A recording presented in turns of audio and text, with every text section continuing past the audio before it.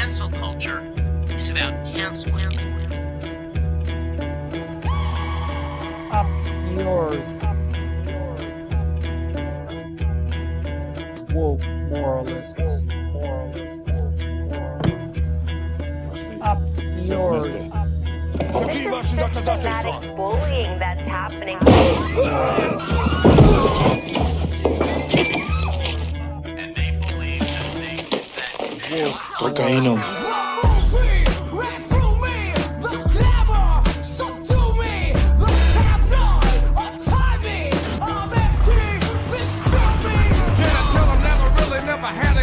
But it's the wax that the Terminator X spun. Now they got me in a cell cause my records ain't sell. Cause a brother like me said, well, it's born like this, immaculate conception. I transform like this, perform like this, which yells you a new weapon. I don't contemplate, I meditate, then off your head. This that puts against the bed. This that I got realness, I just push, cause this in my DNA. I got millions, I got riches building in my DNA. I got gunk, I got evil that rot inside my DNA. I got off, I got trouble, some heart inside my DNA. They seem animalistic is what I mean. No, they're worse than animals. The woke mob, they ruin everything. They stopped Ben Shapiro from going to events and speaking. They stopped Ann Coulter from doing it. I will never surrender even a single inch of ground to a pitchfork mob.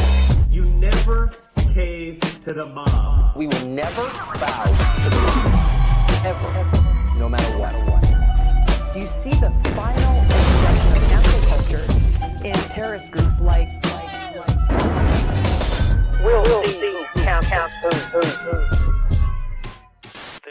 want you to comply. Hello. Hey, how's it going? Oh, I don't like this Started format. early. Yeah. Ooh, that was a. Technically, on we're time. on time. I love how I started it right at 5:30, and Bay Photo's like, "Whoa, they're early." Yeah. I came in as the intro was starting. I was like, "What already?" I'm like, "All right." You're like, "There's an intro." Yeah, I know that folks were probably going to be a little bit late, so I'm like, "Fuck it, I'll just start. Why not?" You know, we were gone last week, so we'll give them a little bit of extra time of us rambling in the beginning while people show up. I like rambling. My favorite. I love rambling. How are you two doing? Doing great. Doing a little better this week, I would think. I mean, Good. I guess based on some positive things happening. Yeah, me too. I'm We'll get feeling to a little bit rejuvenated, if I'm being honest, which is, I know, very fleeting. I will be miserable and depressed next week and cynical again, but I am feeling just a little better. I'm smelling the roses today. It's also about like choosing what to pay attention to and whatnot. Like, you know, there's always horrible shit happening. Oh, there's a lot of bad stuff happening, but I am. But you have to tuning that take positive moments when they happen. Yeah. Allow Yeah, yourself. you're both talking about the new Xbox, I assume, right? You mean the increase in price? Yeah, of course. Yeah. Thank you, Trump. Yeah.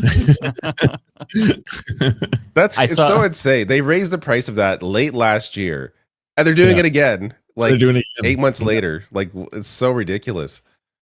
And nobody's still going to it's buy an already Xbox. not selling. It's sort of the worst selling console by far. No one's buying it. And they're putting, like, now they're doing exclusives again, like no Gears of War anywhere else except for, I guess, no other console, really.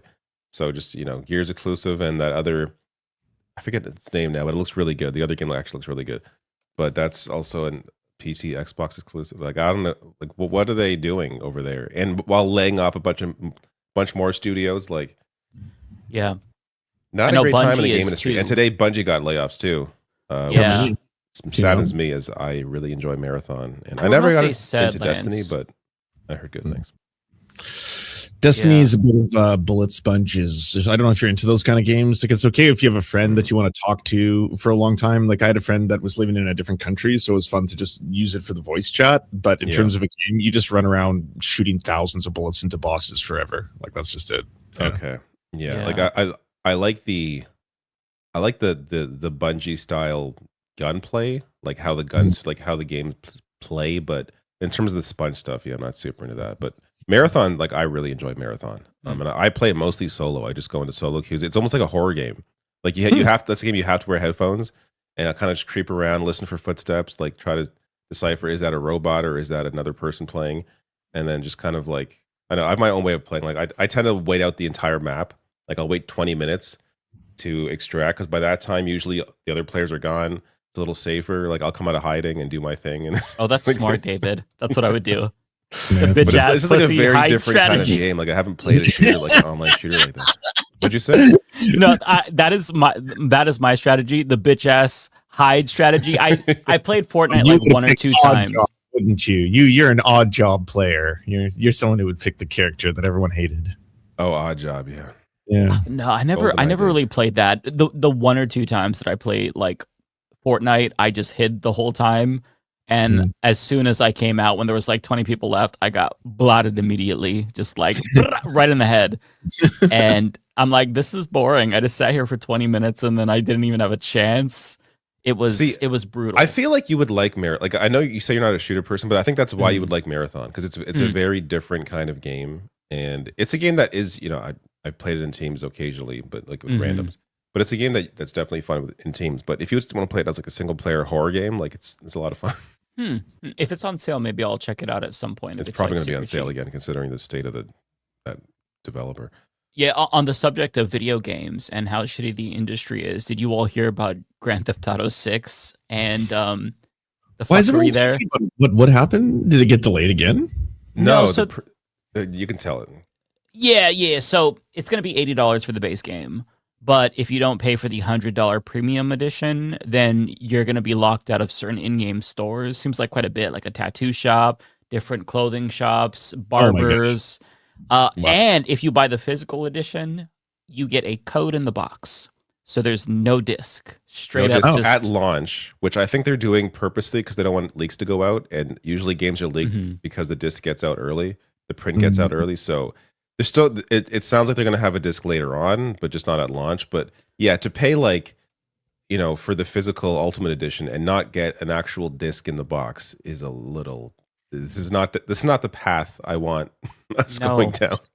That's the gaming industry. Because Nintendo already does that, right? Like they did that with the Switch too. Like, don't the games now come in codes? They at least have carts. Like those are So there's they're called key cards. So like basically like basically half, if not most or more than half of Switch 2 games are, you have to have the cart in and then it downloads the game. So it's still like it's still something. Like you could still resell that. It would still be worth something because you wouldn't be able to, you know, if you sold your copy of that game, you wouldn't be able to use it without the cart. But it bothers people because if there's a time in the future where, I don't know, the Nintendo store is like ceases to exist or things go down, like you don't have access to the game anymore. Like that's why people like having physical carts. Like Switch especially, because I feel like when it comes to disc drive based stuff, like, you know, my PS2 disc drive doesn't work anymore, that kind of thing. But when it comes to, you know, cartridges or game cards, I've actually bought more physical Switch games than bought on the store and bought digitally, because I feel like those are going to last a while. Then again, there's talk about the 3DS carts are apparently it's possible they can actually disintegrate or just stop working, which is really unfortunate because I have a bunch of 3DS games I hope are going to work in 20 years, but we'll see. Oh no. Yeah, I don't like, as somebody who is one of those stubborn millennials who refuses to adapt and still likes to buy physical media, I am considering just maybe waiting to get GTA because I don't want to spend $80 on a game that is not physical. It just. But are you like a PC player? Like I always find it weird with like PC gamers talking about this. It's like you buy all your shit on Steam. PC games have no physical edition. Hello, man. Yeah, I'm gravitating more towards Steam, but I've kind of gotten a little bit scared about all physical media just because even though I like Steam, just as far as corporations are concerned, they have their issues, but comparatively speaking, they're better. The problem is that like if Steam ever gets bought out by some different company, all those games could go away. And like, you know, I don't know which company it was, but there was a digital movie company that you could buy movies from them, and then they were bought out, and then people lost access to the movies, or one of the licensing deals fell through, and so people couldn't get access to the movies. And there's just no real way to protect the things that you purchased because you don't technically own them. You own a license to view them, and I don't like that. So I have been getting back into like physical media. I just bought Shrek 1, 2, 3, and 4 on Blu-ray, and I'm like, fight the system. Consume again by buying physical media. Because yeah, that was your that was your that's his revolution right there. He's fighting. That's how you know? it's praxis. If you want to show folks that you're not show corporate media or not corporate media corporations rather that you're not fucking around, you buy media that's physical. And so I chose to support Comrade Shrek. But yeah, I'm buying physical in general. I bought like some anime too, just on physical because I don't know. I want to be able to have things that I like forever. Yeah. I saw this also making everything super expensive. Like if you go to buy things now, like on eBay, there's certain games and cartridges and vinyls that are just like going into the hundreds, if not thousands of dollars. Like good time to be a seller. If you have a lot of analog stuff at your house, you might have some money if you're listening to this. So go check it out. My childhood GameCube collection, which I still own, by the way, like some of those games, like Def Jam New York, they are worth hundreds of dollars. Apparently, I think New York's worth hundreds. I think one of the Def Jam games is apparently really rare. My copy I bought used, and it's super scratched up, so I don't think that I could actually get that much for it. But I do own it. But yeah, apparently GameCube games have gone up in price. There's another console. I can't remember which console. There's another one that's going up in price as well. It might be one of the handhelds. I'm not really sure, but yeah, the physical like retro games, it's a pretty growing industry, and it really took off during COVID when people were stuck at home and they wanted the. Oh, that one's probably expensive, wow. David. Damn, it's probably very I got a valuable. few GameCube games. How are you doing, Matt? I'm all right. How are you? I'm doing lovely. I'm watching a lot of World Cup games. Oh, nice, nice. I've been basically just watching Portugal and Canada. That's all I care about. So. Yeah, Canada were the only games I think I watched, and Brazil because it was going on everywhere. Oh, I've been watching them all. You better believe I was up last couple nights ago watching 11 p.m. game between Jordan and Algeria. You better believe I was watching it. I have a hard time watching. I shouldn't say that. Most sports, not all sports, but I have a hard time watching sports when I don't have a team to care about. I'm like that for most except for sports, hockey. I can watch the playoffs, except for soccer for me. Yeah. Other sports, I need a team. Yeah. But that's because I get soccer very much, like the game itself. So I'm able to like analyze and get into the plays and things like that. I can't do that for other sports. Yeah, that makes sense. Your video, by the way, is like out of sync with your face. Oh, I thought that was me, David. I'm glad you said that. Oh, I thought that was me too. Yeah, Bender. Yeah. Yeah, it's you. Yeah. Oh no! Why is that happening? Let me leave and come back. Yeah, do that. Yeah, show yourself out. I didn't mean to sound like that. Yes, I just wanted to be fixed. Now that he's gone, guys, real quick, can you believe that guy? I know. Oh, God. Jesus. Watches every soccer game. Oh my God. Soccer. Loser. God, an American that likes soccer. I can't believe that. Yeah. I'm just glad Canada's on to the next round, which was definitely not guaranteed. But I am happy for you. It's weird. It's weird to have the World Cup in like North America. It's like I'm not really. I'm in the host. Feel real. It's like I guess you're in the host city too. Yeah, we're both in host cities. Yeah. Interesting. What did they do with all the poor in your area? Because for me, they kind of disappeared them, but there's too many, so they're just cracking skulls, and it looks like a war zone on the street now. I'm just seeing, like, when I step outside of my house, I literally see police officers tackling people and like zap strapping them and stuff like that every day.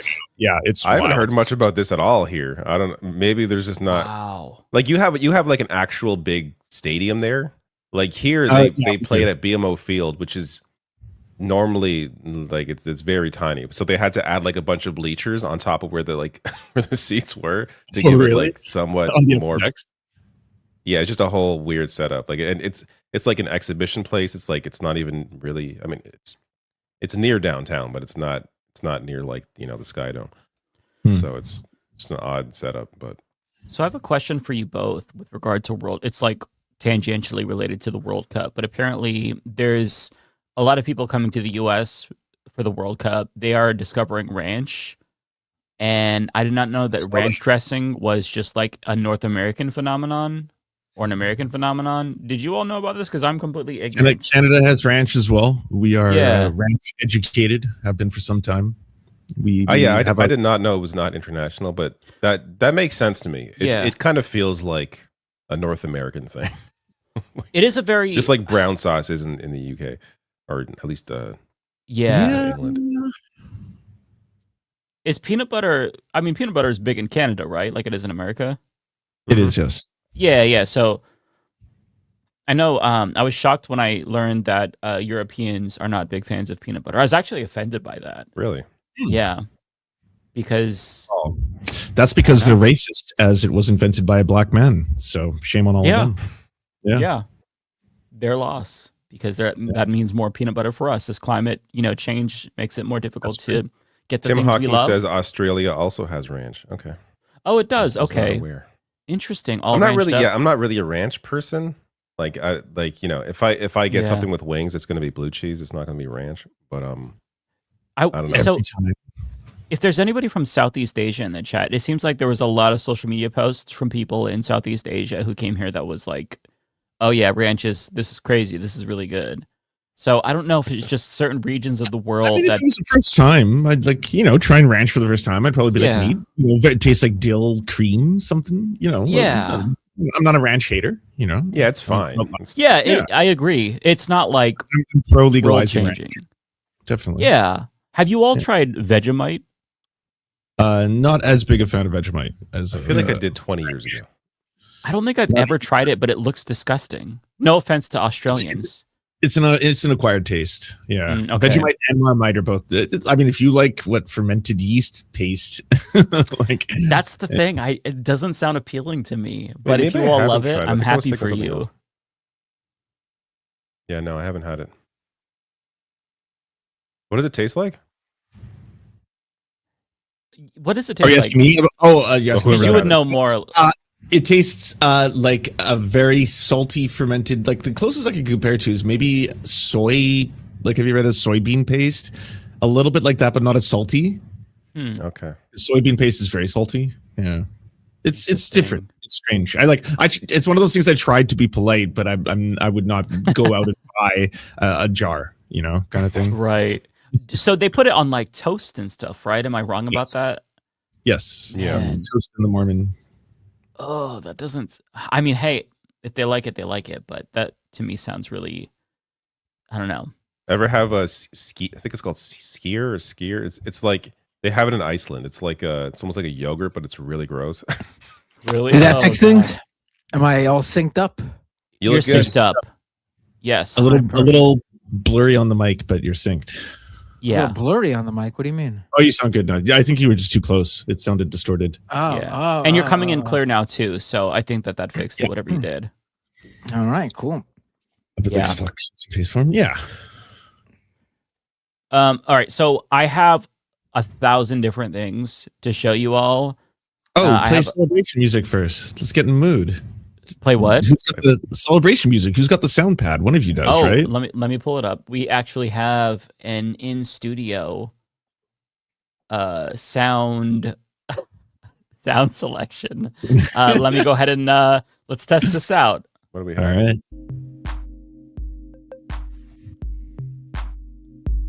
It's a little mellow. Oh yeah. Okay, let me try it. All right, brother. Selection. Oh, I don't like that. These are all definitely royalty free. I can tell you that. This one's called Night Driving. I can picture it. Waiting for the beat to drop. We should do the whole podcast over just a sound bed. Yeah, that could be fun. Copyright music. Why are we doing this? Because we're setting the mood. Does anybody want to start freestyling? Which white boy wants to be brave enough to freestyle? Oh, yeah, right. No. Definitely not. Okay, this one's called Dance Pop. Oh.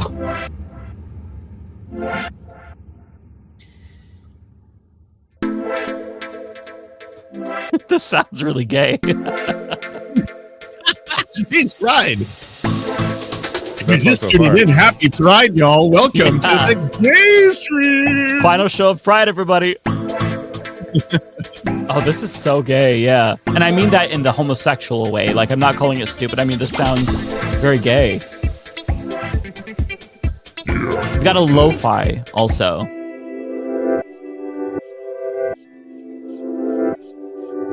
Music. Oh, we can upload our own music. Okay.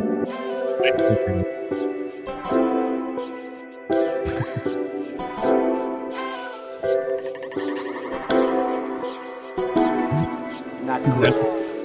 Not good.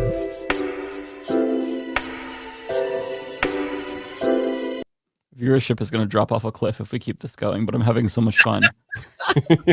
People are like, what is this podcast? Like, well, they tune in and they're like, oh, I wonder what they're talking about today. And we're just like, listening to fucking shitty ass royalty-free music. Public domain royalty-free music. How about this? If you all don't like that, I've got something that you're all going to love. Give me a second. I'm going to bring it in. Dang. Where'd you find this? Oh, you're not ready for this.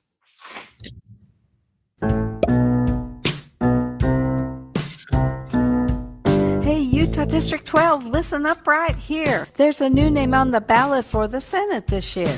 My name is Linda Paulson, Republican and awesome. Love God and family and the Constitution. I tried to get another conservative to run. Nobody could do it, so I'm getting it done. I'm pro-religious freedom, pro-life, pro-police, the right to bear arms and the right to free speech. I want less government and fuck the control and police. regulation. Want to stop and expose all political corruption where there's integrity, morality, Those moves are so accountability. sick. Government programs should lead to self-sufficiency and support traditional family as the fundamental unit of society. But in schools, they're pushing for new beliefs. And just to clarify, as a female adult, I know what a woman is. Yeah, fuck trans people. Just had to throw that in there. Doesn't even rhyme. I love this country. It's a blessing to be free, but freedom comes with responsibility. The Constitution needs to be protected, not changed or disregarded, but resurrected. If you share my values, if you like what I stand for, then give me your vote on the 8th of November. District 12 needs a choice. Let me be your voice, Linda Paulson. Linda Paulson for Senate. Oh, thank God there's not a third line. That was written by ChatGPT. Now right? the viewership definitely has dropped off. That was just... Well, listen, I'm bringing up Linda Paulson not for no reason, as a lot of the viewers know. Hang on, let me pause this. Not again. As many of the viewers know, I'm a huge right-wing rap aficionado because I am severely mentally ill, and I just found a really cool new artist that is. I'm not going to say that he's as good as Linda Paulson because that's such a high bar, but the artist that I found is genuinely talented in a way that I haven't seen in years. So I'm going to play this for you. His name is, his rap name is Constantino. And he actually is a Republican politician who just won a primary in New York. And he is a very heavily celebrated artist. This song from him has 497 views. And it's about Donald Trump. And I just want to play this for you all and let you all enjoy it. I will say nothing else. I'll let you listen.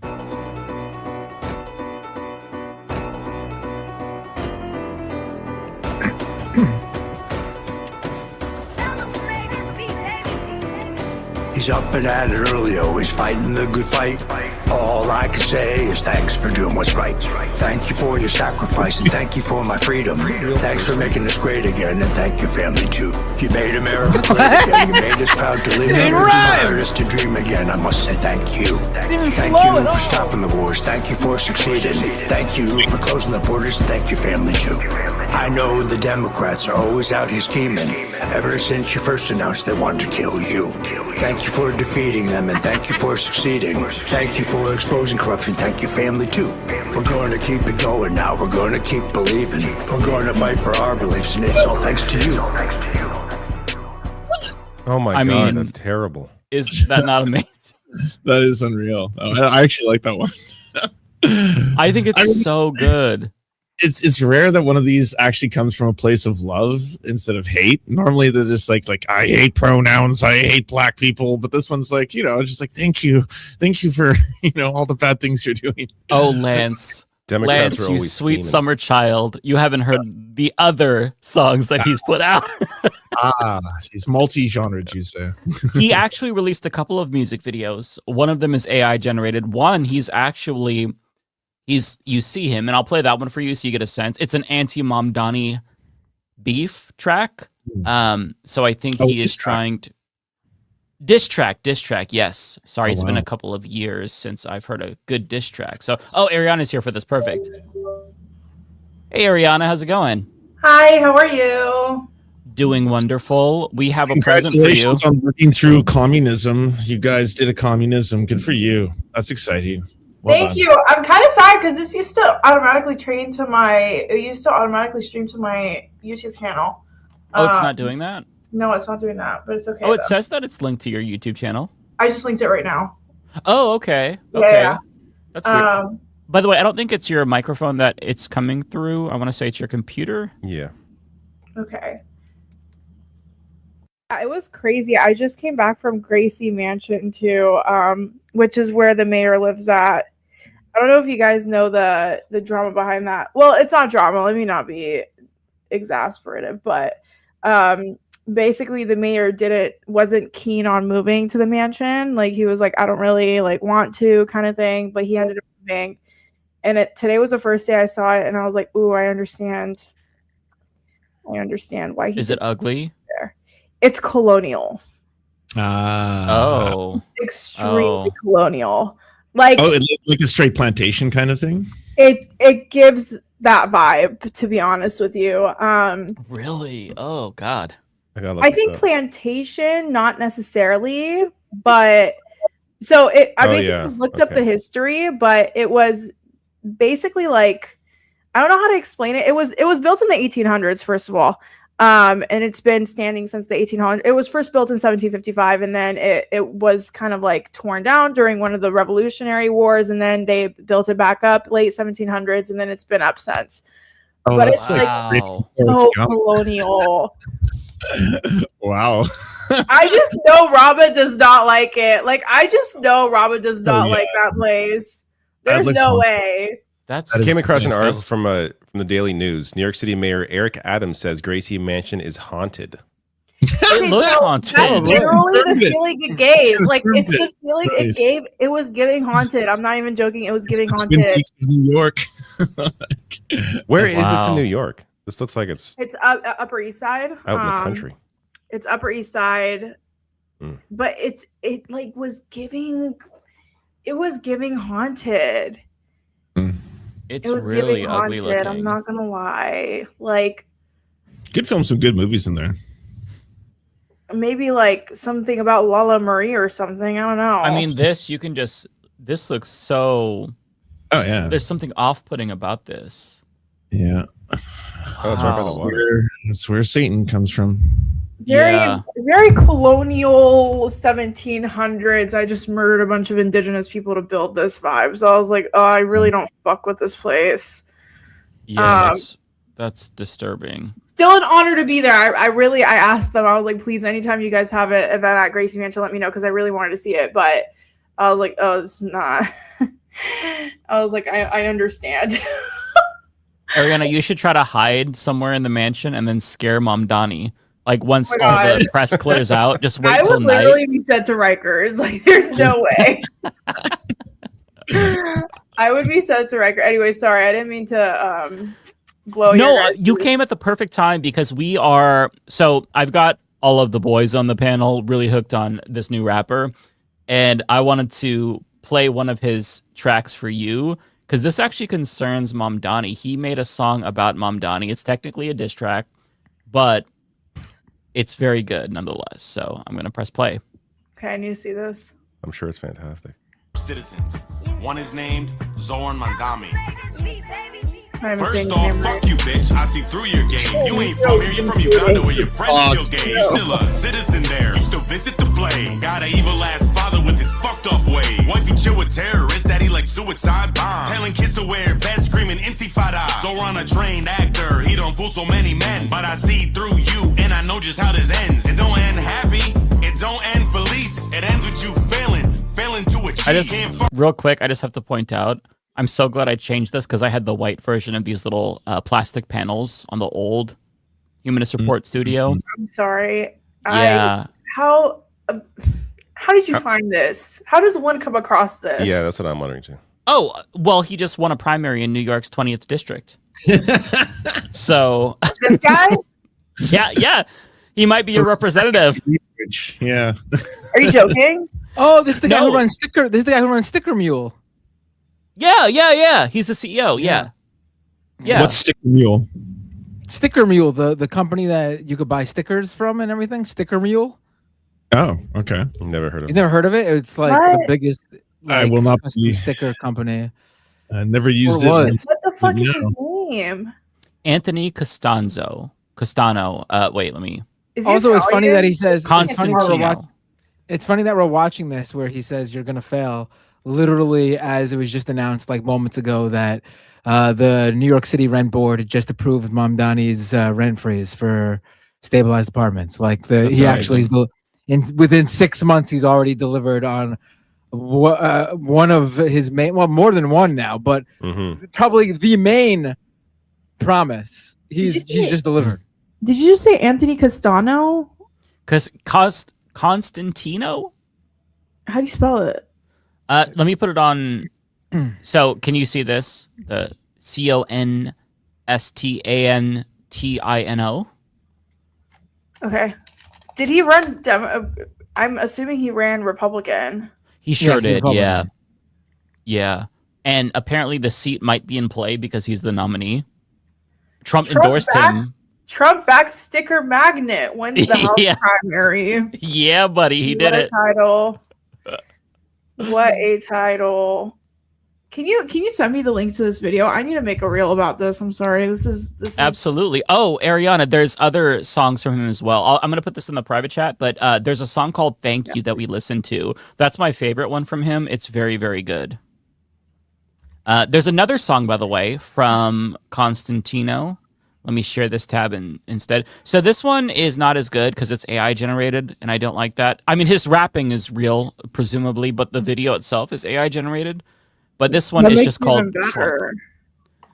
I just think that his like mannerisms and his idea of like what looks cool is very fascinating to me. But this one is, if I'm remembering correctly, this is the one of Trump parachuting in after skydiving. I think it is, yeah, because like it's in the clouds. I'm pretty sure this is the one I'm thinking of, but not as good as "Thank You." Oh yeah, why this is still good. Fry the fucking earth for this kind of shit, man. Yeah, that's a good point. You know, towns are being drained of their water, so we can get music videos like this. Let me press play for you all. It's totally worth it, if you ask me. Oh yeah. Trump, Trump, Trump, Trump, Trump, Trump, Trump, Trump. Everywhere I go, they love Donald, Donald Trump. Trump, Trump, Trump, Trump, Trump, Trump, Trump. Everywhere I go, they love Donald, Donald Trump. Down in Mexico, they love Donald, Donald Trump. Flew to Italy, they love Donald, Donald Trump. In the Middle East, they love Donald, Donald Trump. Met some Africans, they love Donald, Donald Trump. Even in China, they love Donald, Donald Trump. Man, these Indians, they love Donald, Donald Trump. Trump, Trump, Trump, Trump, Trump, Trump, Trump. Everywhere I go, they love Donald, Donald Trump. Trump, Trump, Trump, Trump, Trump, Trump, Trump. Everywhere I go, they love Donald, Donald Trump. Trump, Trump, Trump, Trump, Trump, Trump, Trump. Everywhere I go, they love Donald, Donald Trump. He's definitely walked out to the song before, right? I could see him playing this around. They love Donald, Donald Trump. In the Middle East, they love Donald, Donald Trump. Yeah, the beat's not bad actually. It sounds a little bit like Party Rockers. No, it sounds like rave beats. Like I at best. It is LMFAO, yeah, for sure. That like you could almost hear Party Rockers like during the hook. It's Trump. That must have been expensive. That's a lot of AI video. It's like a lot of I mean, this is a 2-minute 43-second music video. So I mean, just think of all the water that it took. Oh, Naruto. Hang on, I didn't get this far. Wait, is that the Gangnam Style? That's I would hate this dude. He's like a radical communist. Like no one really. No one knew that about him. You should look up some of his quotes. They're like, wait, this is Kim Jong-un and the Gangnam Style. Oh my god. Okay, let me just play a little bit more. Wow. North Koreans, they love Donald Trump. South Koreans too, they love Donald Trump. Yeah, that's what she's Africa, Japan, they love Donald Trump. So Abe was the man, he loved Donald Trump. Oh my god. And I gotta say, I love Donald Trump. Might be president one day, just like Donald Trump. Just like Donald Trump.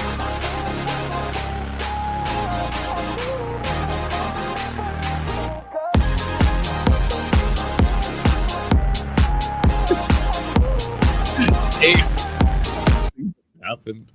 So I mean, listen, this is a banger. They have to completely manufacture a world through AI because the real life one is not this. People do not love Donald Trump. You mean to tell me they don't love Donald Trump in Iran? No.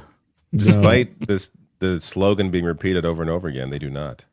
I don't think I could refer to him anymore without going Donald Trump. Donald Trump. I have to say it multiple. I go, I love Donald Trump. It's catchy, right? Donald Trump. It is the little catchy. So do you think that he's better than Linda Paulson? I don't think he's better than Linda Paulson personally. She gets number one because it's real. Like she actually, unless the lyrics were written by ChatGPT, which they probably almost certainly were. Because this was a couple of years old, so. Oh, okay. All right. I don't think she could use a computer, if I'm being honest. I think that. Fair. Well, then she's the only artist amongst the entire crew, I guess. She is. Yeah, I think that her rhyming is like she's trying to rhyme. She's trying to write clearly. Her lyricism is truly top notch compared to Constantino. It's just So that's the little right wing rabbit hole we went down. She schools Constantino. Donald Trump. I'm gonna assume Mike for getting Donald Trump stuck in my head against my will. I'm so sorry. Listen, I heard it, and now you have to hear it too. If you really want to get that out of your head, listen to Linda Paulson. That song lives in my head rent free to this day. Honestly, do you know how long it took me to get the Baked Alaska song out of my head? I don't remember the Baked Alaska song. You don't remember the Baked? I remember he had a song about loving cops, but I don't remember. That's the one that's stuck in my head. There was another one that he did too, about Build the Wall, but the cop one was really good. Let me see if that's still online. Bootlicker anthems. What a waste. Let me see. Is this? Oh, there's a live performance. I've never seen the live performance. Hang on. Let me go ahead. I wonder what this guy's doing. Is he in prison or? Baked Alaska, he was one of the people I think who almost got in trouble for January 6th because he live streamed it, but I think he got pardoned or like something. He's not in jail. He's fucking still being a maniac. Still a Nazi, I would assume. Yep. Donald Trump. Let me. Okay. He's probably going to say slurs. Is he? It's Baked Alaska. I'm just saying you might get slurs. Just so you know, that's what this dude's all about. So if he just sings the song, then I think the song doesn't have any slurs because this was an anthem for grandmas in the 2010s. Cops, a law enforcement. Oh, we Lord. love the military, they're important. We love our cops, a law enforcement. We love the military, they're important. And when I'm in the jam, I know that I can call up the man, with the plan. Is that guy when trying I'm to on the ad-lib? run, when I'm on the run, all I gotta do is dial He is ad-libbing. 911. We love our cops, our law enforcement. We love our military, they're important. We love our cops. Do any of these people have talent? Any of them? We love our Any right-wing artists? They're important. There has to be somebody. Hang on, I'm just so pretty. Let me tear up a little bit. Just. Why did we do that for so long? That's way too much. I love how content. you won't let me get away with so much. my I'll play fill it for for the like next 6 2 months. minutes and nobody will question it. We do. You always come up with the most obscure shit too. Or I'm like, where did this even come from? Bravo. I Mike. mean, I cannot remember how I discovered Bake Alaska's music, but he is probably one of, if not the most talented Nazi in the world to this day. Wow. Very talented Nazi. Yeah. Yeah. Okay. I've tortured you well enough. We should celebrate. I want to celebrate communist New York. They went commie, and then socialism reigns. And the what is it? The Mamdamistan Caliphate? Is that what people are saying online? Begin. Yeah. All that as well. As far as I know, and Ariana and Matt will have to correct me, but they have full blown Shakira law in New York right now. That's what I saw online. We're getting there. Okay. Okay. I think once we get universal health care, then it's over for all you hoes. Well, he already freezed the rent today. He made that official. Went through, eh? Wow. I gotta say this as like a Canadian, especially. America has looked like a flaming dumpster fire of fascism, but what's going on in New York? I'm so jealous of y'all. I'm like, because we're stuck Why in like are you jealous? You have shit. We have healthcare. We definitely have healthcare. I'm not saying like I'm jealous of the healthcare. I'm saying I'm jealous of your government. Like the fact that you're actually electing like real social democrats to a variety of different positions, from like low tier all the way up. Like from the mayor on down now, you've actually gotten like that. The fact that it was not one, not two, four different DSA candidates got elected in the same night. 3 was the fourth not part of the DSA? 3 for congressional, and then there was 9 out of 10 for like state, like NYC wide, like state assembly and stuff. But the congressional were 3. That's there was like a whole. There's like 16 different DSA candidates that were elected across the state. Yeah. Which is but congressional was 3, I believe. I'm pretty sure it was 3.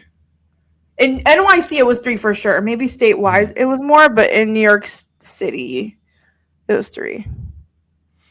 So I have a lot of different videos and tweets. I even have an article of the absolute shitstorm that ensued after the 3 communist fascists won.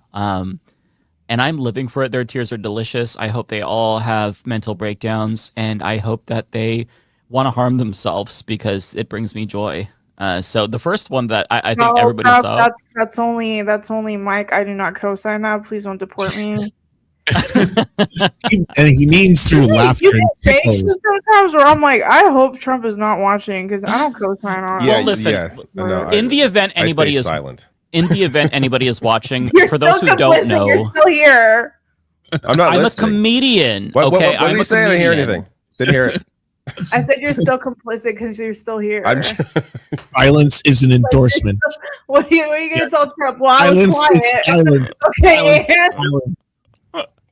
Okay, I'm a comedian, so nothing I say should be taken seriously. All right, it's when I say something, it's a joke. If I say I hope that person dies, I'm literally joking. Deep down, I love them and I hope they live forever. Okay, this is the first one that I saw that really got to me, and I know David did a video about this too. I don't know what the fuck's going on. Mom, daddy.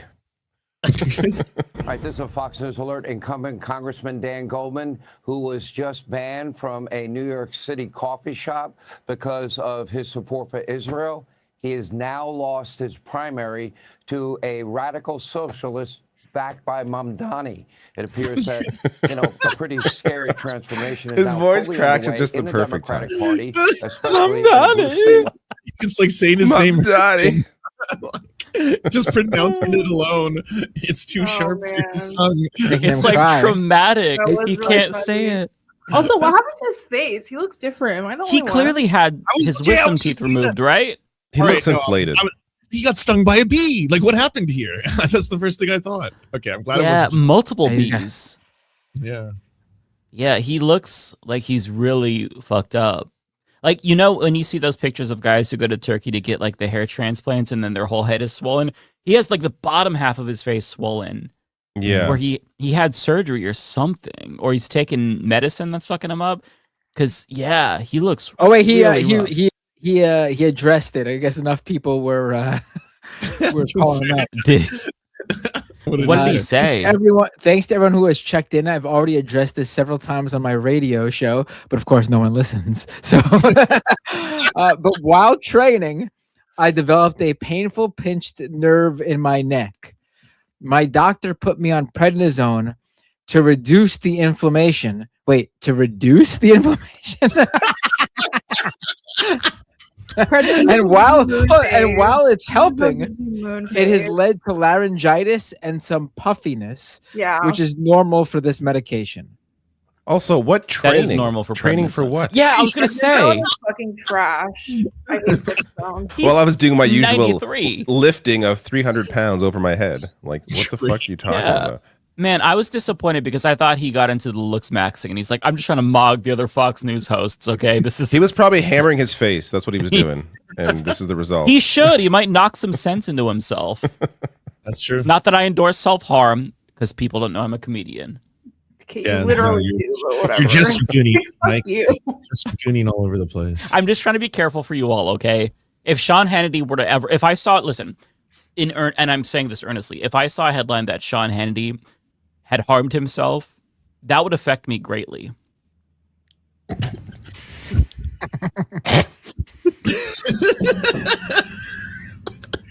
Just You don't have to keep digging the hole. yeah, right. Like we can. You all are assuming bad. Just don't say anything. You're all assuming that I would be like. Don't you live in America? That's a fascist state. Aren't you afraid? David, I'm on 18 different lists already. If they're gonna come for me, they're coming for me already. There's nothing I could do to change my fate. It's sealed, so I might as well enjoy it. God, Jesus didn't die for nothing, folks. We gotta sin. Okay. Yeah, thank you. Okay, listen, I did not say how it would affect me. Obviously, I'd be so tore up by it. I'd be gagged by it, honestly. Okay. Yeah, to David's point, we could have just moved on like 5 minutes ago. It's like, and for some reason, we all just sit here silent and let you keep digging. Like, I just zone out. You have to I stop start me, reading okay? Twitter. I It's can't like, what's happening on Hold Twitter on, now? we need a stream like enforcer. I need someone to like. Yeah, we need like a moderator here. Like, all right, true. three of us can keep up. Like, I thought he was there's going 5 minute timeout. Okay, listen, I have midway through. I have an idea. So David or Matt, you have control, or Ariana should too. You have control to the media panel. Click on media assets and play me off. It's just the subtle cue. You could play the dance pop song, you could play the lo-fi song, and that'll be my indication that I should stop talking. Okay. All right, I think Lance should take that up whenever I don't have controls. Off the stream. A gong works too. Yeah, just a subtle I cue. feel like a gong is very fitting. Yeah. Okay. So this is the opposite side of the spectrum. This is Sarah Behar. Sarah Behar? What is her? No, that's Joy Behar. This is Sarah Hayes. Thank you. Sorry, So as an avid View watcher, that was hilarious. Sorry, I didn't know we had a view head in the chat here today. So she was very mad about Daria Lisa in particular winning. So let me press play here.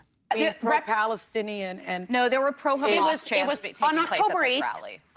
October 8th, the only thing that had happened is that Israel had been attacked and people had been brutally This shit murdered and raped. hurts my brain. So Even on hearing October this, 8th, like, I this is don't crazy. think there needed to be rallies cheering on you're Hamas. calling her an anti-Semite? I'm going to full-blown call her an very anti-Semite. She would publicly. proudly call herself that, trust me. And I So I'm recall gonna a wait. lot of I just have to I have to pause for a second. The fact that she's like, she would proudly call herself an anti-Semite. Girl, you have brain damage. You sincerely need therapy. You have money. You can afford any therapist. Why don't you seize that opportunity and get help? That's crazy to me. Beyond therapy at this point, I think she needs a psychiatrist. I mean, something needs to happen because that is not a normal response. Like Sean Hannity, she was emotional. She actually thinks that Daria Lisa is actually anti-Semitic because she doesn't think little kids should be bombed. That's crazy to me. I saw somebody bring up her husband. And if you look up that guy's tweets, you begin to understand maybe why she's thinking this way. Wait, how Okay, bad I are haven't they? seen that. Oh my God. Yeah. Like today, there was a retweet, complete genocide denial, denying that Israel is killing like Palestinian children. Like it just, just living in a completely different world. Like it's, yeah. So that makes sense then that she. I mean, that's crazy given that a report literally just came out by the UN detailing sexual abuse and the intentional murdering of Palestinian children. Not even adults, but children. So it's like, I don't really understand what kind of delusion you got to live in to believe that.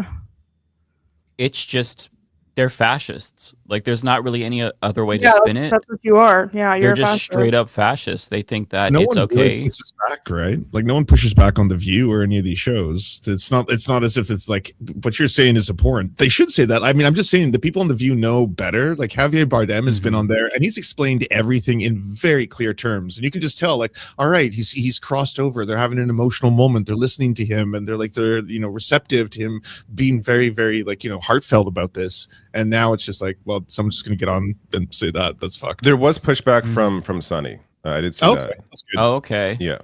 That is What about Whoopi, though? Is Whoopi just sitting there? Probably. She's not very good. There's a little bit more. Her politics are not great.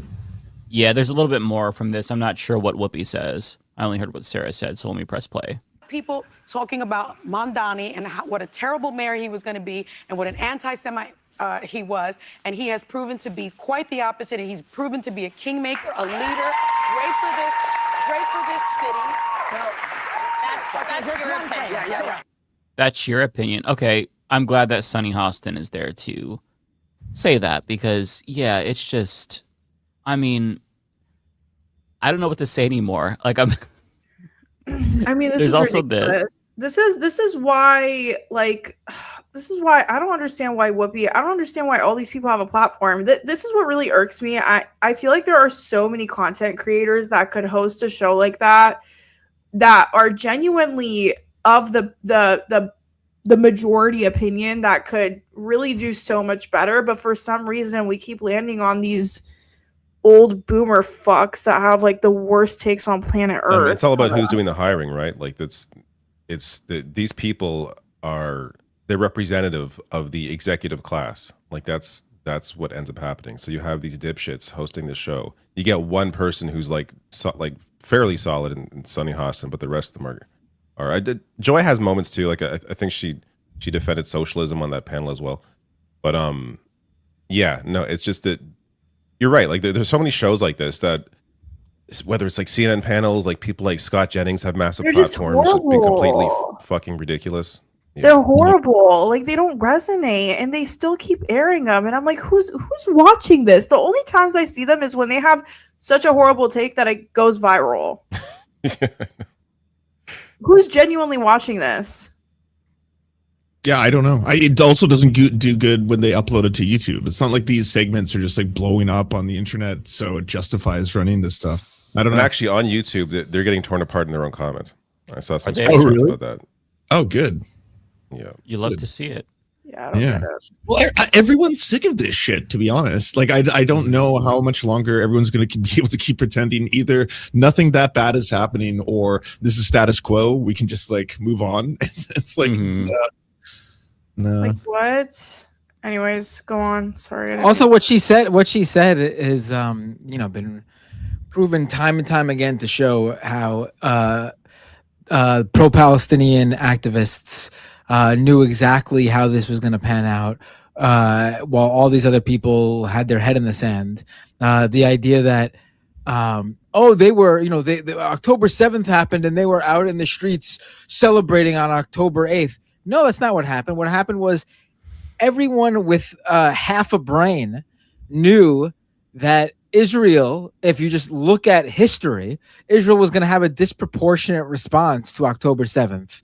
So everyone immediately could call out, could envision the mass casualties, the absolute slaughter that was going to occur in Gaza before it happened. And so they were out in the streets on October 8th protesting what was going to come. And guess what? Each and every one of those people were proven right.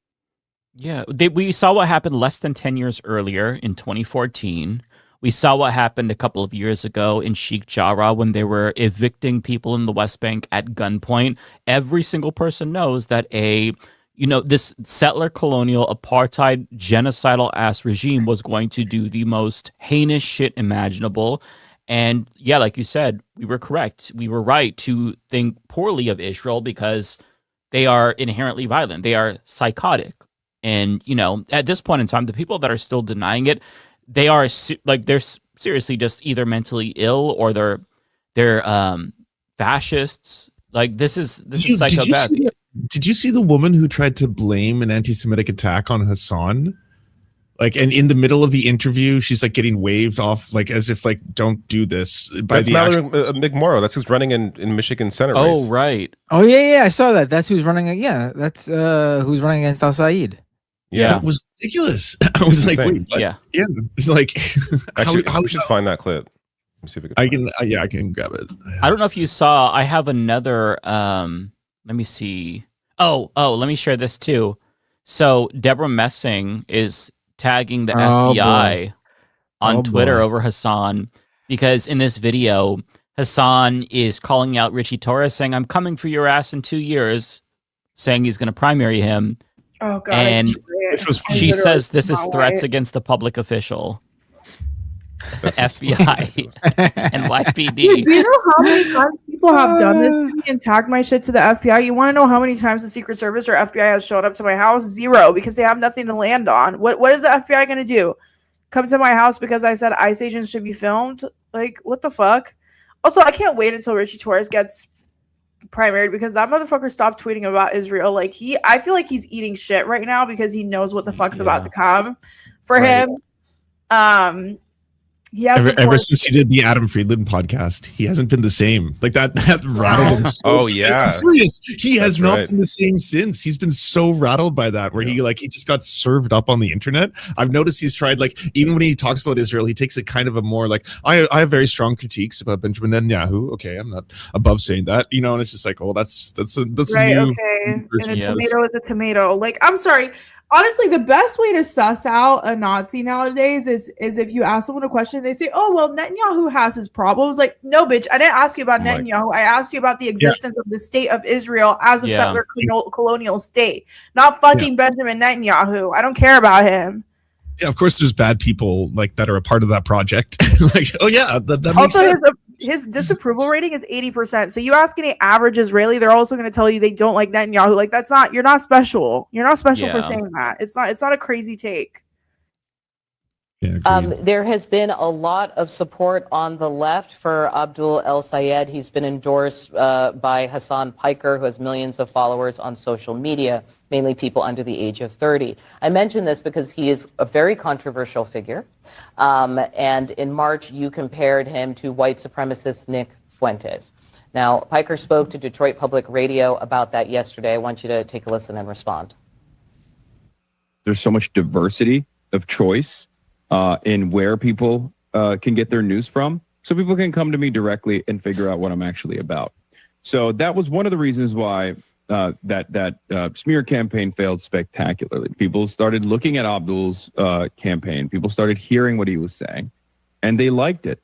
And lo and behold, he was in third place before this smear campaign started, and now he's comfortably in first place.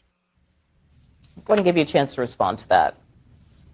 Certainly. There's a responsibility for whoever we nominate as our next U.S. Senator to recognize we have to build and expand a big tent. My opponent made a decision to bring in Hassan shortly after there was an attack on a synagogue here in Michigan where a man drove a pickup truck into a synagogue where 140 preschoolers were at school that day. And had it not been for the security measures the bollards in place, it could have been the largest mass killing of kids in this country's history. And to bring somebody in to represent your campaign, in my mind, is a very different decision than going on somebody's stream and talking to their audience. What an insane person. Answer what is she talking about? She doesn't. I pointed this out in the Majority Report. She never even attempts to address the what she's trying to convey there. Like, she just brings up this terrorist, this or potential or the stopped incident, this incident that didn't occur. And then she just says like to bring him in, but like she never even attempts to like explain what the relevance is. Because there is no relevance. There's no relevance at all. There's no connection at all. That's for you, the viewer, to obviously make that very close inference, right? You're like, you're going to be like, yeah, that is, 1-to-1 right there. But that's so fucked up. Like that could get people to enact violence upon someone else, right? Like, especially because he's been labeled falsely as a terrorist, as a Muslim extremist and all this kind of stuff online, who like, America deserved 9/11, that kind of stuff. She's a lawmaker, or sorry, she wants to be a lawmaker, but like you're still applying for that job. That's a fucked up thing to do. I think she's a state lawmaker. Yeah, she's a state senator. Yeah, actually. Sorry. Well, then never mind. Yeah. Well, then even worse. Yeah. And yeah, she's just the racist white lady. She sees a brown man and she says terrorist, and anything that happens is his fault because all the problems are the fault of anyone who's brown in this country. Like she's basically doing the Republican thing right there. In the same way that Republicans will like blame all immigrants for what one individual does, she's doing that, but she's doing it to Hassan. She's saying like, yeah, maybe she's like inadvertently legitimizing the Republicans' point about how, hey, maybe these brown people are bad. It's fucking insane. Like these people are actually just like right-wing fascists. It's fucking crazy. I wanted to play this. It's from James Carville. For those who don't know, this is actually a real person. It's not AI generated. He's not an anthropomorphic fucking naked mole rat. He is an actual person with influence, and anytime he farts or makes a video, it's all does over. He have influence though? That's what I don't know. Yeah, I mean the influence part, I'm not so sure. He had influence. He has waning influence. In the early '90s with Bill Clinton, and then yeah, I mean he can gain headlines. You'll see Mediaite and Raw Story covering. Who did he back in the 2020 election again? Or the presidential Bernie. election? No, it was he literally was working for someone. No, someone really funny. Was it Delaney? No, it was really funny. Hold on. He backed Colorado Senator Michael Bennett. Oh my God. Wow. The most forgettable person in the race. He was on TV, like legitimately like building him up as if this was the guy to watch out for. Like this was his guy. That's this was the guy that was gonna take it all. So what he says is actually insane as well. I mean, I'm saying insane so much I sound so redundant. I need a better vocabulary, but I don't know how else to describe these fucking people. The shit that they say is truly beyond the fucking pale. Yeah. Mr. Valiant, I'm in the New York Times reported, and I have the quote right here. I'll get to it.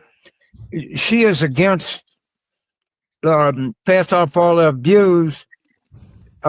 She has attacked interracial relationships in the American flag. I'm sorry. I think he's talking about Daria Lisa. No, I know, but what? I don't know how he gets that. But I do know about the American flag thing, and she tweeted about how her hands were dirty and she didn't have a napkin, so she used the American flag behind her. A hilarious tweet. That's just objectively funny. I'm sorry. Oh my God. Sorry, the suitcase in the background is like pissing me off. Is it bad? I didn't even notice that. Now I can't unsee it. Oh yeah, what the hell? Like it's pissing me off. If you ever look at this guy's mansion, it is as tacky as he dresses. It's I imagine outrageous. And for some reason, he's portrayed in the media as this like everyday guy. This guy's a fucking multi-millionaire. He's so rich. He's not in touch with the average person. He sucks. But listen to what he goes on to say something about I just can't be part of a party that abandons Israel or something like that. Like I'm paraphrasing. I don't remember what he said specifically, but what he says is fucking crazy. Yeah, I guess not. And I actually do think it's time for Democrats to talk the S word, schism. I really do. Everybody's always said, no, we're coalition, we're big tent. And there's just some shit that I can't be in the same camp with. And we talk about what Mondami was 3 for 3 last night in Manhattan. They call it the Commie Corridor. Fine. Jason Crow's service pack, vote bets, 10 for 11. You wouldn't know Jason Crow exists.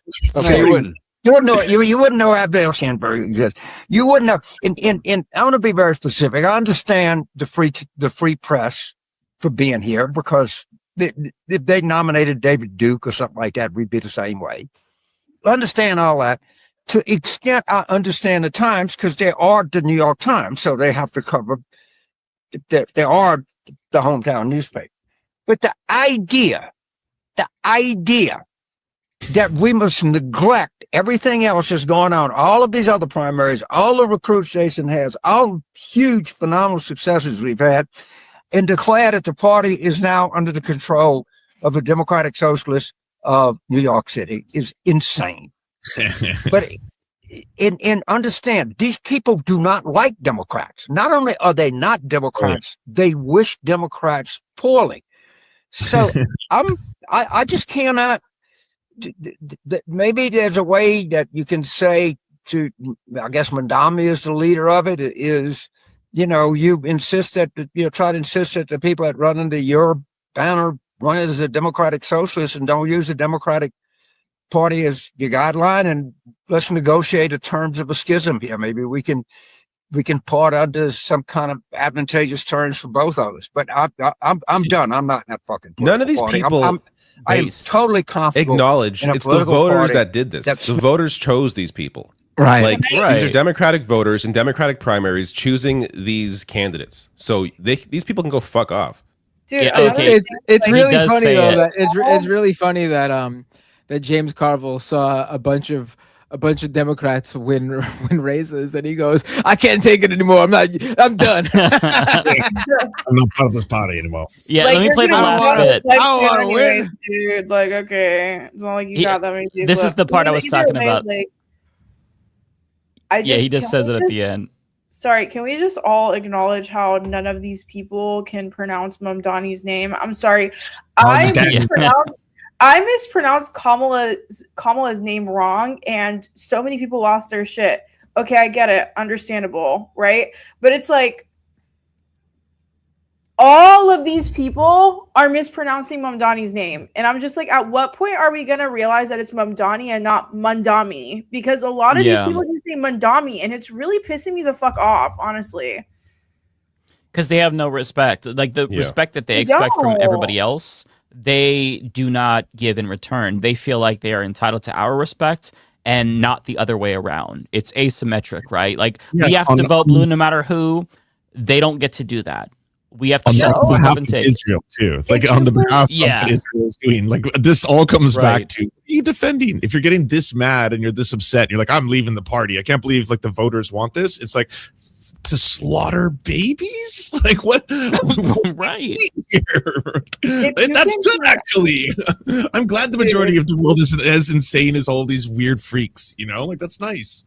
That's good to see. If you can pronounce words like Mississippi, Massachusetts, or Czechoslovakia, and you're over here saying Mondomi, like fuck you, dude. You know what I mean? You're not even trying.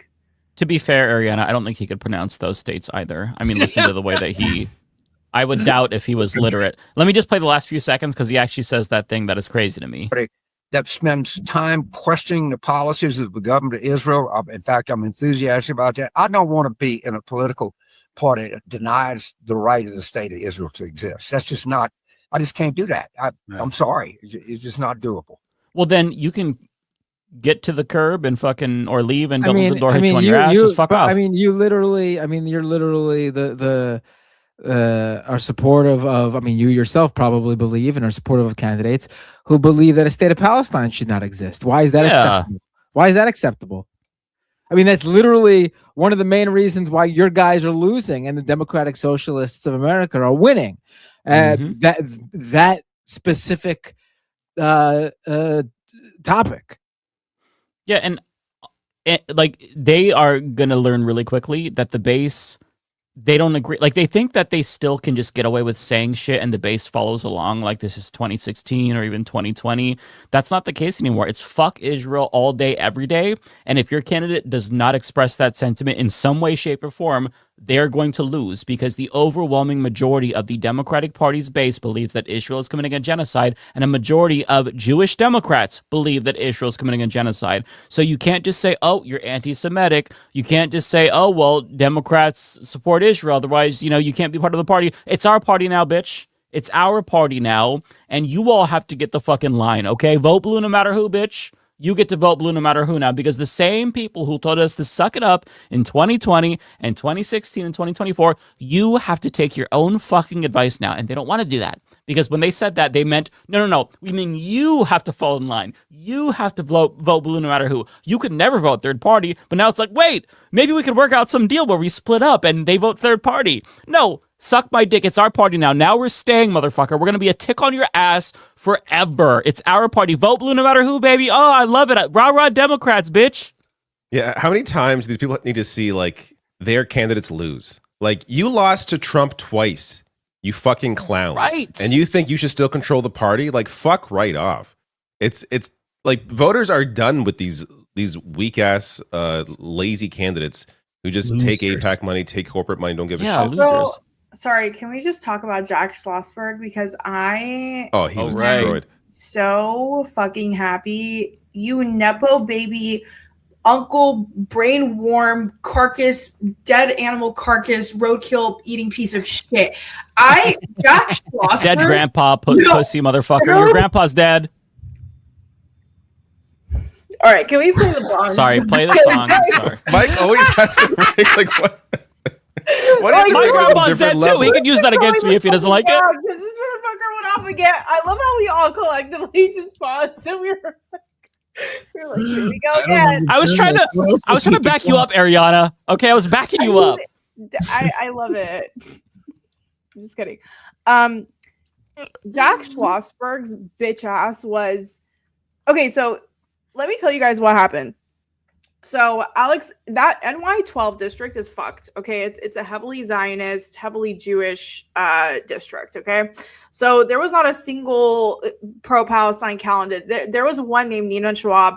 Her takes were good, like she was free Palestine and all of that. But I don't think she has what it takes to be a politician. This might be a hot take in this group, but in my opinion, you can still have all of the right opinions and not be fit to be a politician. For me, it takes a lot in order to endorse a candidate.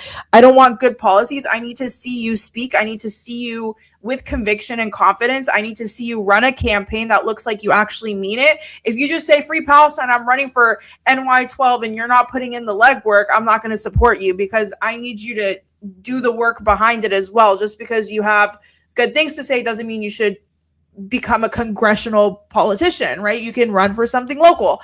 Anyways, that's not even the point. So there's one woman named Nina Schwab. She was pulling out 4% because, in my opinion, her campaign was very half-assed. I think her heart was in the right place, maybe just not cut out to be a congresswoman. Anyways, Alex Boris, there was Alex Boris, another person, and then Jack Schlossberg. Jack Schlossberg started losing his mind because a bunch of creators started doing, including myself, we took partnerships that are anti-AI because AI was spending a lot of money in that NY12 race, right? Like Palantir and the founders of ChatGPT and all of that, they were pouring in millions. So we did videos that were like, hey, this is fucked up. AI PAC is spending all this money. Dude, instead of Jack Schlossberg like building bridges and bringing creators together. So, for example, Zoran Mamdani, he threw joint creator events with Daria Lisa Lander and Claire Valdez, and he literally for hours they were in a conference room creating content with creators, all of the creators that were originally on Zoran's list who helped him get elected, who helped boost him during his original run, right? So they were doing all this. Instead of Jack doing something like that and coalescing people, creators, he started going on this rampage and he started commissioning. I don't know if he was paying for it or not, but like he just started reposting a bunch of shit about me, about how I talked about Zionism because I got paid and I didn't disclose Jack it. Schlossberg did this? Yes. He was reposting people. Wow. There were these two girls that were creating content. She literally screenshotted my video that where he says, I'm not going to say free Palestine. I'm not going to say blah, blah. I'm not going to say I support Palestine. And she was basically like, oh, this woman got paid and she didn't disclose it. and he reposted it. He was like collab posting it. And I was like, first of all, you ugly fucking piece of shit. My family just got bombed by Israel. You literally have an uncle that likes to eat dead roadkill that's literally in federal office. You've never worked a day in your life. You are worth millions. You have a fucking trust fund. You are not taking any PAC money and you still want to support Israel because you have no fucking backbone, you weak piece of shit. And instead of coalescing creators, you support content. And he literally did this with every single creator that talks about his Zionism. He alleged that we all got paid to talk about it, which like literally was not true. None of us got paid to talk about his Zionism. You don't get paid to talk about Palestine, babe. Like I hate to break it to you. That's not how the world works. It's the other way around. Mm-hmm. And so I'm just so happy when I saw that he got wrecked in that fucking race. I'm so happy. I woke up and I was like, I know he's in a corner crashing out. I just know he's crashing the fuck out. And Jack Schlossberg, you fucking deserve that loss. Fuck you. Like, honestly, instead of like, how are you a Kennedy and you lose a political race as a Kennedy? Third place too, right? Like not even second place. Third place, dude. Not even behind. Second. Oh, I love that. You got 11% of the vote. That's 11 amazing. as a Kennedy. You're a Kennedy. Fuck all of the Kennedys, by the way. Fuck Schlossberg. Fuck the redheaded one who was drooling during the State of the Union response. Fuck the brainworm one. Fuck the dead ones. Fuck all of these families who are like dynasties. Except for the one they unfairly locked away because they were trying to hide her and then lobotomize her. Yeah, she's innocent. She's the only Kennedy that's like the victim because everyone else, I agree. Every single other one of them. Yeah. She literally had some sort of learning disability, and instead of nurturing her and taking care of her because they had the money for it, they ended up putting her in an insane asylum in the 50s. And they literally put her in the bin and they were like, she's not one of us. And they just completely like, she died in the institution that they put her in. Because they're all sociopaths. Because she wasn't like up to the Kennedy standard. Like, I fear you guys deserve the Kennedy curse at this point. Fuck you. Honestly, I'm so happy that Jack Schlossberg lost. I just like, and you know what? I think it's truly indicative. Let me just make this last point. I think it is truly indicative of where the progressive wing of the Democrat Party is going when someone like Daria Liza was elected and Jack Schlossberg, a Kennedy, lost, right? I think that is so indicative of where our country is going because the legacy names, the legacy money, the legacy that people have been running on to gain these federal positions, it does not mean fucking shit because you're not resonating anymore. You are not resonating with the average person. Therefore, you're going to be a fucking loser as you deserve. As you deserve. You deserve to be a loser, Jack. You're a Nepo baby. Why would I think you're gonna fight for me when you're a fucking Kennedy? If anything, I think that stuff like actually actively hurts them now. Like we're in a time where people see you're a Nepo baby, you're part of some like legacy name. They're like, I don't trust you at all. Like you don't have any idea what it's like to be a normal person. Yeah. So any of these people are going to be hurt now. But if they even try to have some kind of life in politics, I do have. Sorry, go ahead. Sorry, you're not taking any APAC money, and you still couldn't say. Oh, also, okay, crazy thing. So that whole video with Crackhead Barney came out, which was honestly that was when his race was fucking over. And everyone in the comments was like APAC Jack, APAC Jack, APAC Jack. So instead of addressing that, he came out a couple days later chanting with his little fangirls, "No PAC Jack, no PAC Jack, no PAC Jack," and it's like, okay. Rather than answering the question, you just changed the slogan. That's when I knew he was cooked. I was like, oh, you're pulling a Kamala Harris. You're about to be so charred. And that's exactly what he got charred. You know, one thing that I'm noticing is for all the bemoaning of Democrats that we do for how incompetent they are against Republicans, it really is to our benefit these days because we can wipe them out easily. They don't know how to adapt. They don't know how to reset their NPC talking points. It's just, oh, anti-Semitism, you're anti-Semitic, or you're racist because you're running against somebody who's a person of color, even if the person who's challenging them is a person of color. They don't know how to adapt, and it's very clearly not working, but they're still unable to change strategies. And for the first time ever, Democratic Party weakness is actually working out in our favor. And it's not just like an institutional thing. I need people to understand when I talk about Democratic Party weakness, it's something inherent in their being. Like, the party has been run by people who just don't have spines, or if they do have spines, they're made of jello. So these pussies are going to get kicked to the curb and steamrolled, and they're going to cry about it, but it doesn't matter because we're going to take over and they're going to have to shut the fuck up and vote blue no matter who. And then we're going to rig it against them when we have the primaries, when we're in control, like they did to Bernie. But speaking of Democrats, this motherfucker, who is the favorite person of Ariana, I didn't watch this whole thing. I don't know if it's super copy, but he's not happy because three socialists won. Actually, I didn't hate what he said here. He was actually kind of right, to be honest. Okay, I fucking hate Van Jones though. Like, he can eat a dick, but I actually like it in the most non-offensive way possible. But I don't. I mean it both offensively and inoffensively. He could eat a dick. Okay, Choke yeah, on it there you even. go. All right, the gay person co-signed. I'm just saying, like, Yeah. I didn't want to be offensive, but I hate him. Well, yeah, no, I totally agree with that. So here's the smarmy prick, Van Jones. Well, New York City matters because the two most exciting left-wing candidates are here, AOC and Mamdani, but also this is the stronghold for the establishment, Schumer and Hakeem Jeffrey. This is a battle between the establishment and this insurgency, and the roof is collapsing on the Democratic Party establishment tonight. If Mamdani gets a hat trick, 3 out of 3, this is a new era for the Democratic Party, and you can't write off New York City because this is the place where both, it's the power center for the establishment and the insurgency, and they're going head-to-head tonight. And right now, this is no longer a movement. This is a movement and a machine at the same time. There's just no way to sugarcoat this. If Mamdani pulls off a hat trick, is a new era in Democratic Party politics. Well, and if you're a moderate Democrat who's on the election, who's on the ballot this November, Van, I mean, they're all going to get asked about the positions that we're hearing from these other fellow Democrats. Well, look, I think, from our frontline Democrats will be able to make their case for themselves. I think they'll be able to do okay. We got a lot of national security Democrats in other parts of the country, but this is a big Democrats. deal tonight. Weird way. And I think that look, I don't know what you want me to say here.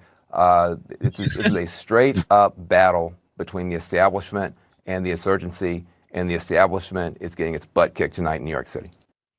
No, say it correctly. They're getting their cheeks clapped. Okay, you have to use our rhetoric now because we're in charge. Okay. It wasn't the worst Van Jones take on earth, though. Like, he's had way worse takes. I agree. That was I was not expecting bad. something worse. Yeah. I'm telling you, that one wasn't like, oh my God, what the fuck is this?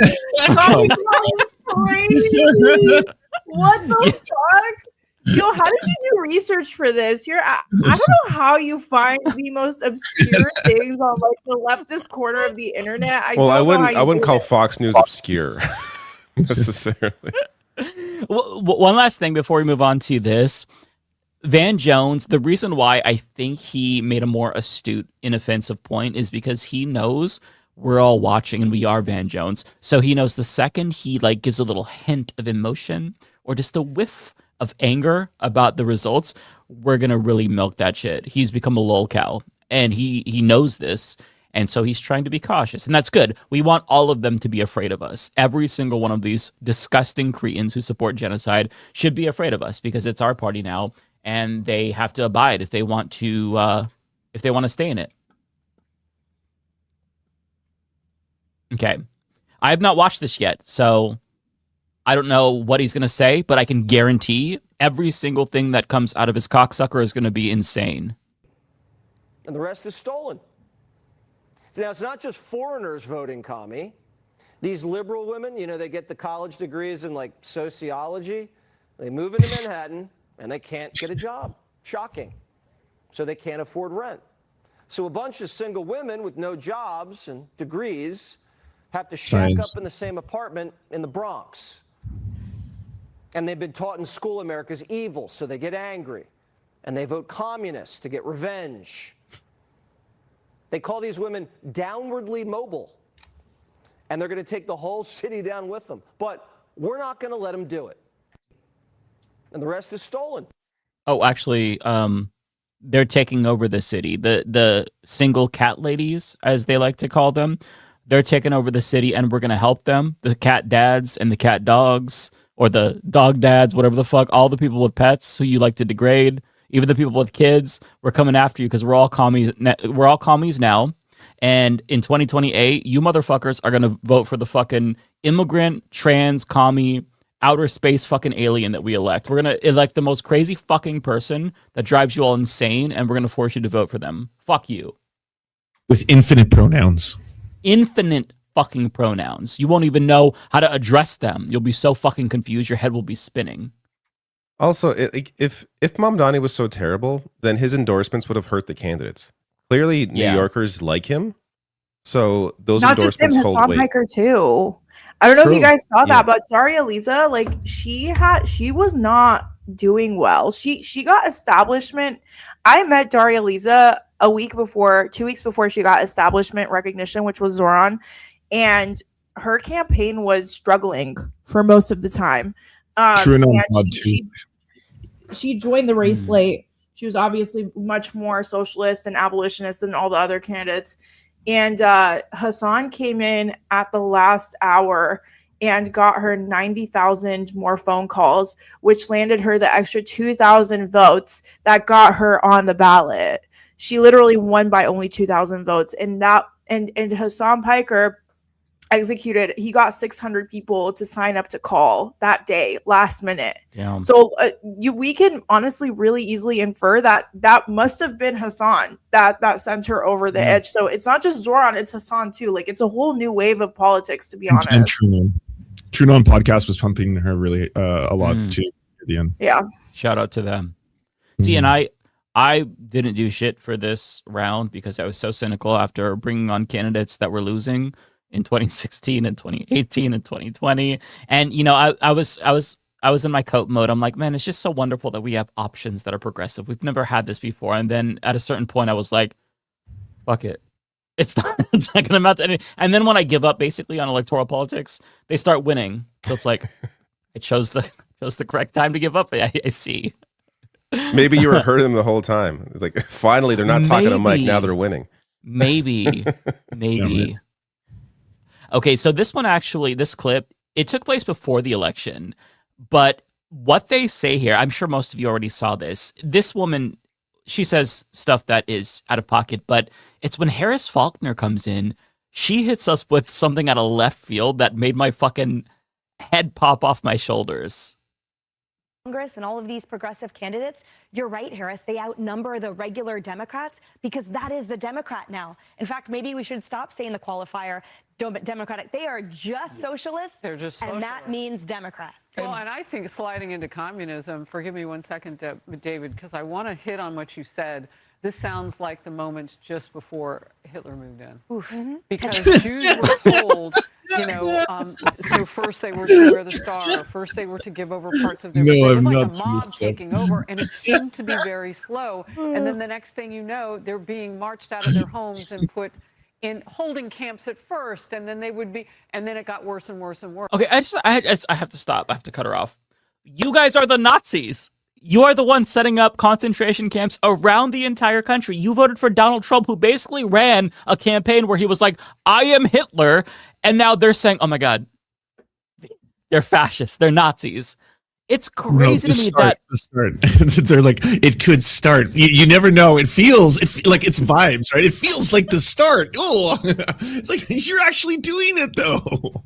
There's no way she believes this. There's no way that she believes this. As the party on the right goes to the far right. Like the Republican Party compared to any other European party, maybe that's changing because they're all becoming more far right, but like the Republican Party is off the fucking spectrum politically speaking, and they have the audacity to chastise us for our extremism when every other fucking country in developed countries, they mostly have socialist parties. It's not like controversial. There's communist parties in Europe. It's not controversial. The fact that there's some democratic socialists who are basically social democrats that are finally winning, and that's like the biggest scandal ever when they just let Nazis take over the country is fucking insane to me. Like I refuse to believe that she actually thinks this. There's no way.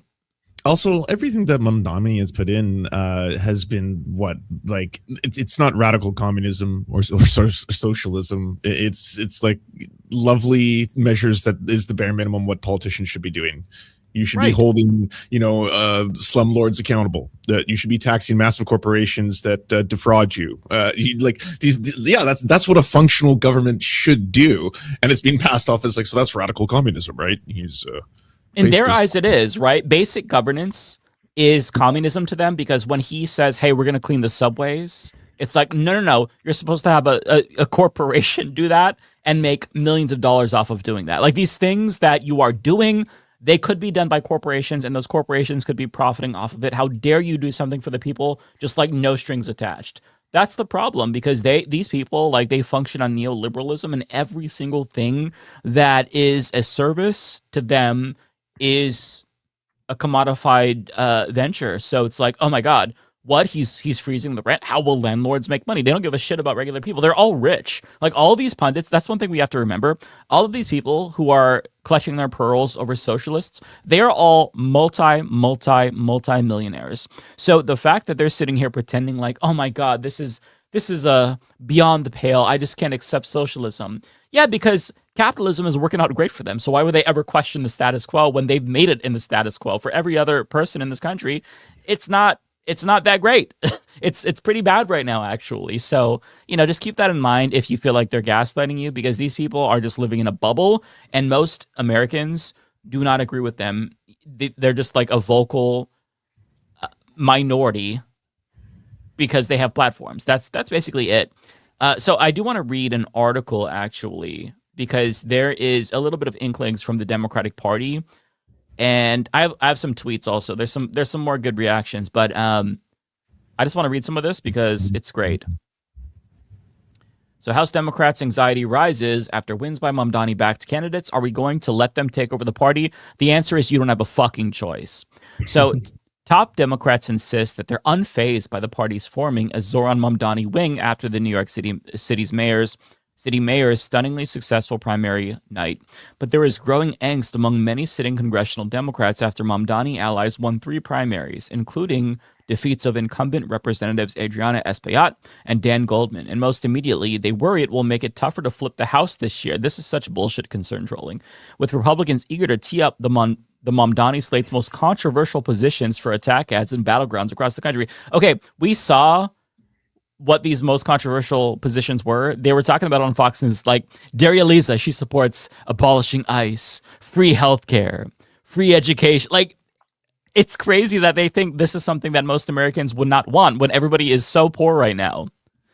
Obviously, the Socialists had a big win last night. The question is, are we going to let them take over the party, or are we going to stand up and fight back, said Representative Josh Gottheimer of New Jersey, a moderate Democrat who has criticized Mamdani's politics and how he's addressed allies of Israel. Many of us believe, as I do, that if you're a socialist, you're not a Democrat. Well, if you're not a socialist, you're not a Democrat now, Josh Gottheimer, so get fucked.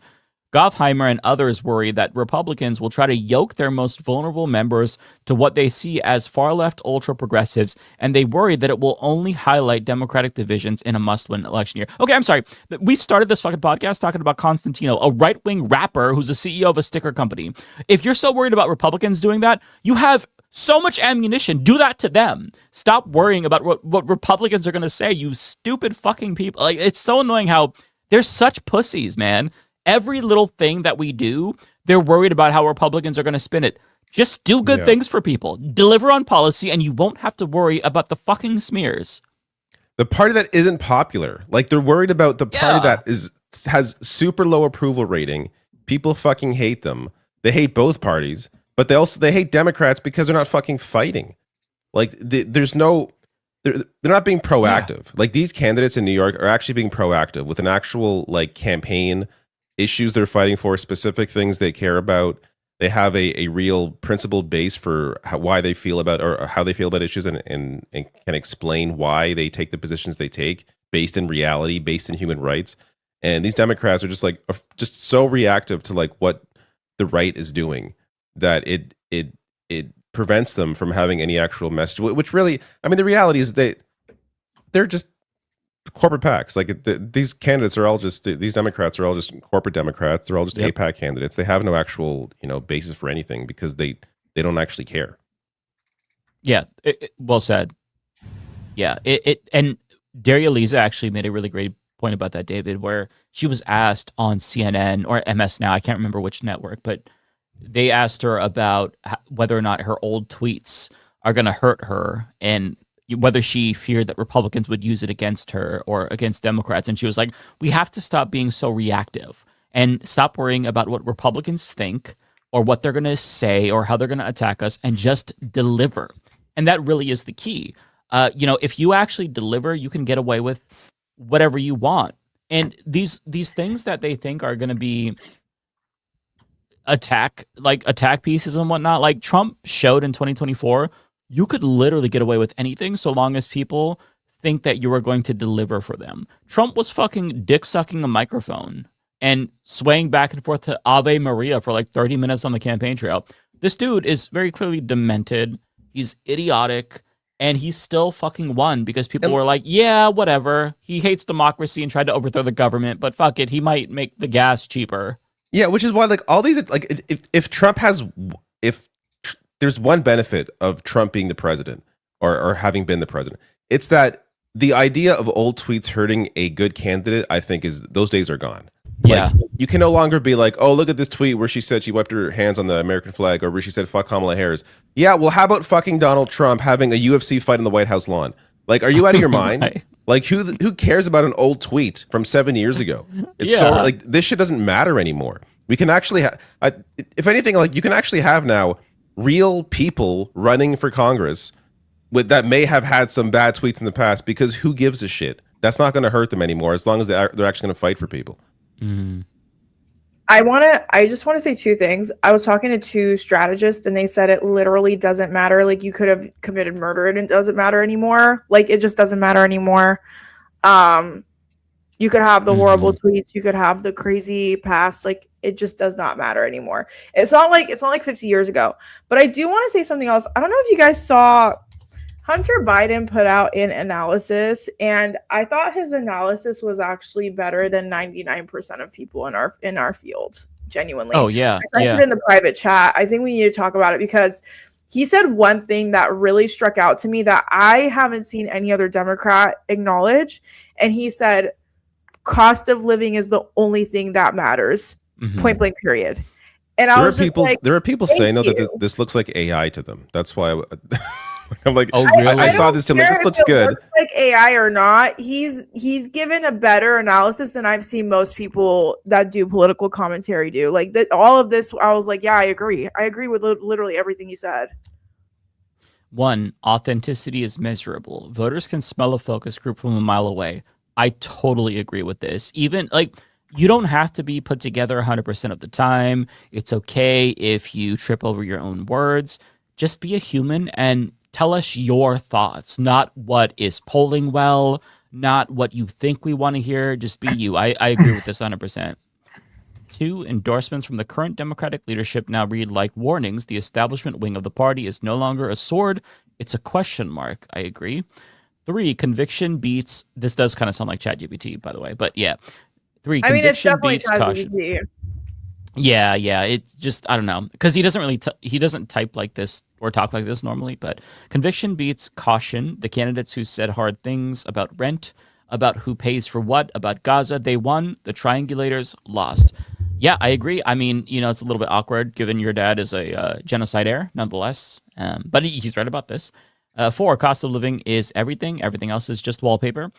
5, the middle is not a strategy. It's an empty room. Voters reached past the establishment to grab someone who actually believes something. Totally agree with this. There's in a hyper-partisan environment, I really wish people would understand that there is no middle anymore. Maybe the Republicans for Trump account has like a big Twitter following, but that's not the average voter. They're either in one camp or the other, or they're not voting. And that's really it. You're not going to win them over by trying to, pander to them. Democrats aren't going to win over Republicans and vice versa. And I'm glad that he said this because people need to hear it. 6, don't fear the base. Court it. The Democrats who ran from their own voters lost. The ones who ran toward them won. Excellent point. Yeah, I mean, this is a good analysis that they need to hear. 7, if you want to lead a party, you have to be willing to fight inside it. Mamdani didn't ask permission. He took the field. Yeah, one thing that I will say, and I brought this up as well after Kamala lost in 2024 when Chris Murphy put out a really good video where he was like, yeah, the establishment is defeated and Bernie was right. One thing that was clear to me is that there are going to be a lot more politicians in the Democratic Party in particular who are cynically going to LARP as progressives. They're going to say the right things, but they're going to get in office and they're going to be bad.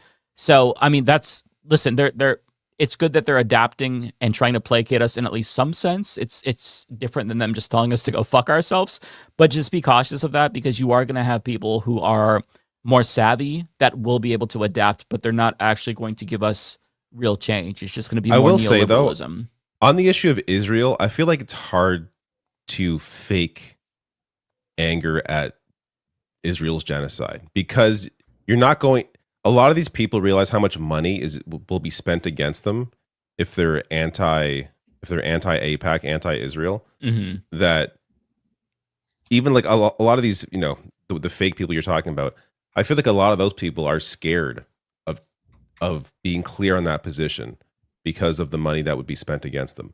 But then again, we are seeing campaigns overcome that. So if somebody is able to embrace that in a way where it's convincing, even though they're lying, I find it hard to imagine that. I think you kind of, pinpoint if someone's pretending to care about that issue. Like, I don't know, that'd be a weird one to fake.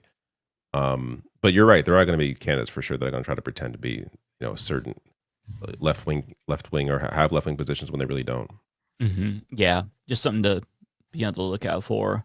There's also one thing to fear as well. Like, I don't want to make people paranoid and like doubt their comrades, but I think you're going to see a lot more candidates who just run as placeholders to split votes, just run as progressive vaguely, run in some races, like just the candidate who's just a straight up op as a left-wing candidate who says all the right things just to take away a small enough percentage to stop somebody who's really progressive from winning. So that's why I think that we've got to really be a little bit more observant, look at who is getting endorsed. Yeah, DSA, endorsements matter in that case for sure. Yeah, because they're going to vet these candidates. DSA is not going to just endorse any dickhead. Yeah. So you need to really be cautious here. And if somebody is, if they're reluctant to drop out at the start before you see any polls, if you see somebody who's like, no, I'm gonna stay in forever, that needs to be also part of like what we ask them. Like, would you drop out if there was another leftist running if they were polling ahead of you? So that way,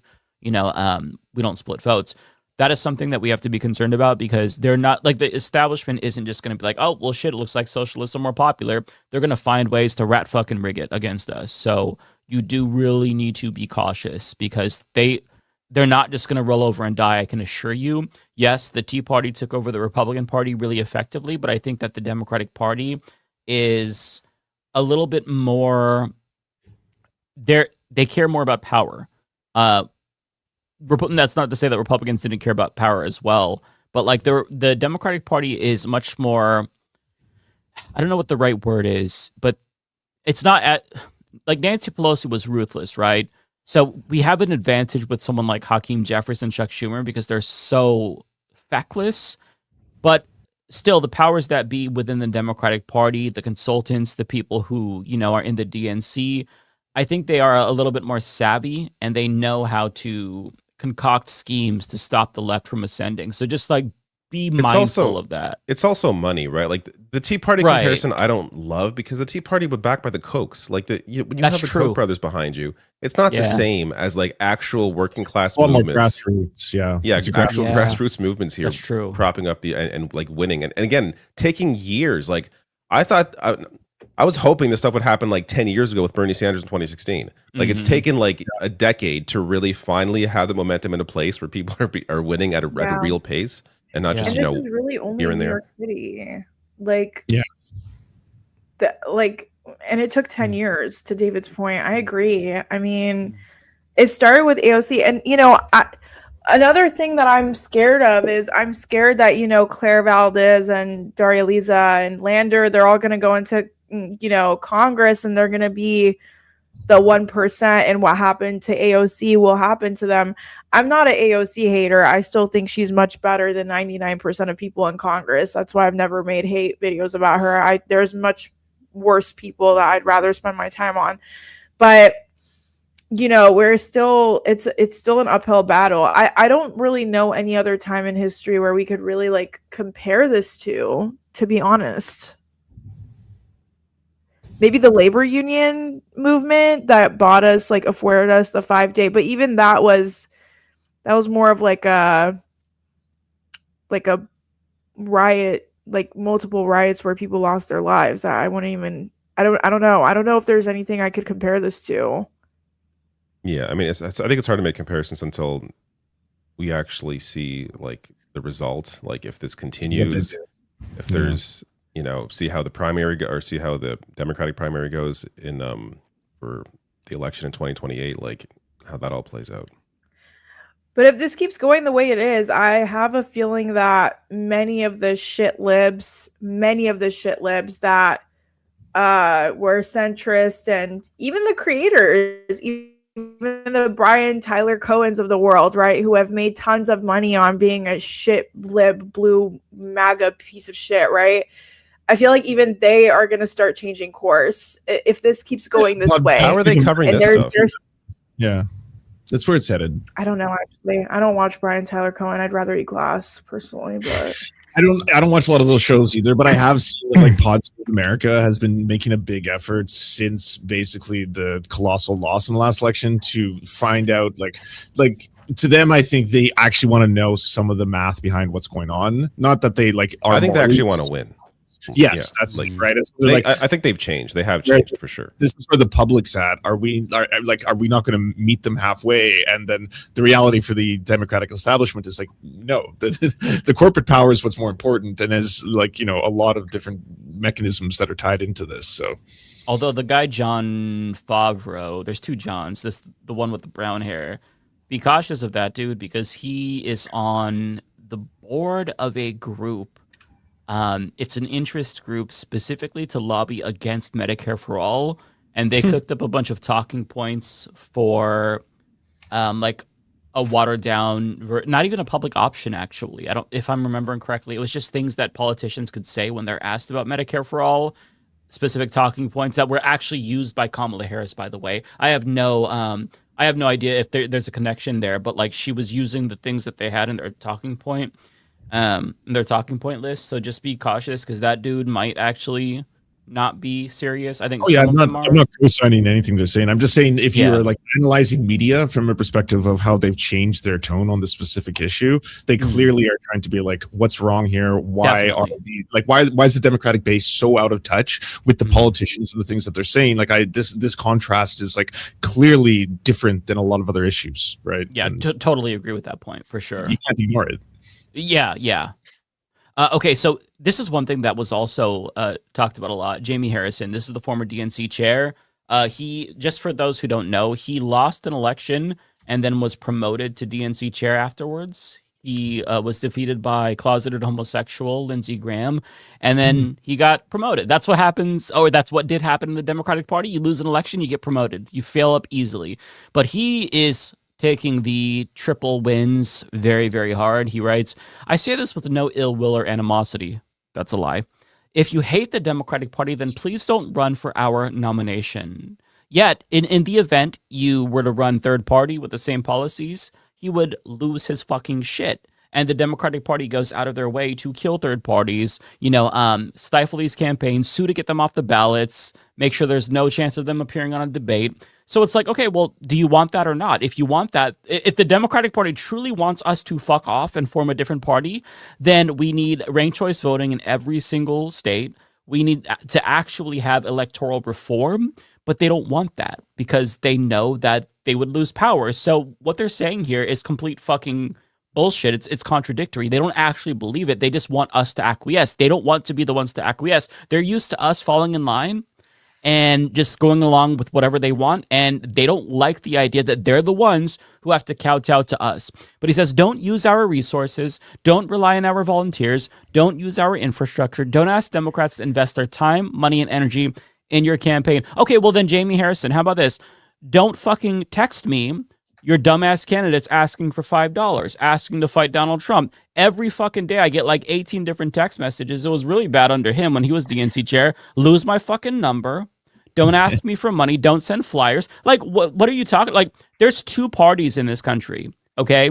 So you're either in one camp or you're not, effectively, if you want to have any power. So you don't get to just say this, oh, well, if you don't like the party, fuck you. It's like, this sounds like the Republicans who are like, oh, you don't like America? Love it or leave it. Like, that's what he's doing, but it's the Democrat style. Love it or leave it. No, fuck you. How about you leave it if you don't like what we do, because we're going to take over the party. Focus on building the party you actually support. That's what we're doing. Political parties aren't perfect, but they're built by millions of people who knock doors, make calls, organize meetings. And who do you think does this for candidates in your party? And fight for the values they believe in. If you don't believe in the party, then don't ask its members to carry you across the finish line. Okay, bitch, lose my motherfucking number then. I don't need the text every 5 minutes. Yeah, like, what is this about? Like, the voters chose these candidates. Like, you look at any poll on any issue, the voters side with where these candidates are on those issues. Like, you are the one here as the loser who lost to Trump. Like, this is the reason why this guy's no longer the DNC chair. He's a fucking loser. Like, complaining about where the party is, that the party's finally recognizing, like, at least some members are finally recognizing voters. Like, it's just so insane. Like, I don't, how do people get off doing this? After you failed twice with Donald Trump, like, you've proven to people, proven to your own members, you cannot win an election. It's time to let go, like, move on. But fundraise. That's it. In their mind, losing an election means, oh, this means I get a different job. I get a pay raise. Like, that's how they've been conditioned. That's how right? it's been like, so far. Yeah. Yeah. Or another I lost.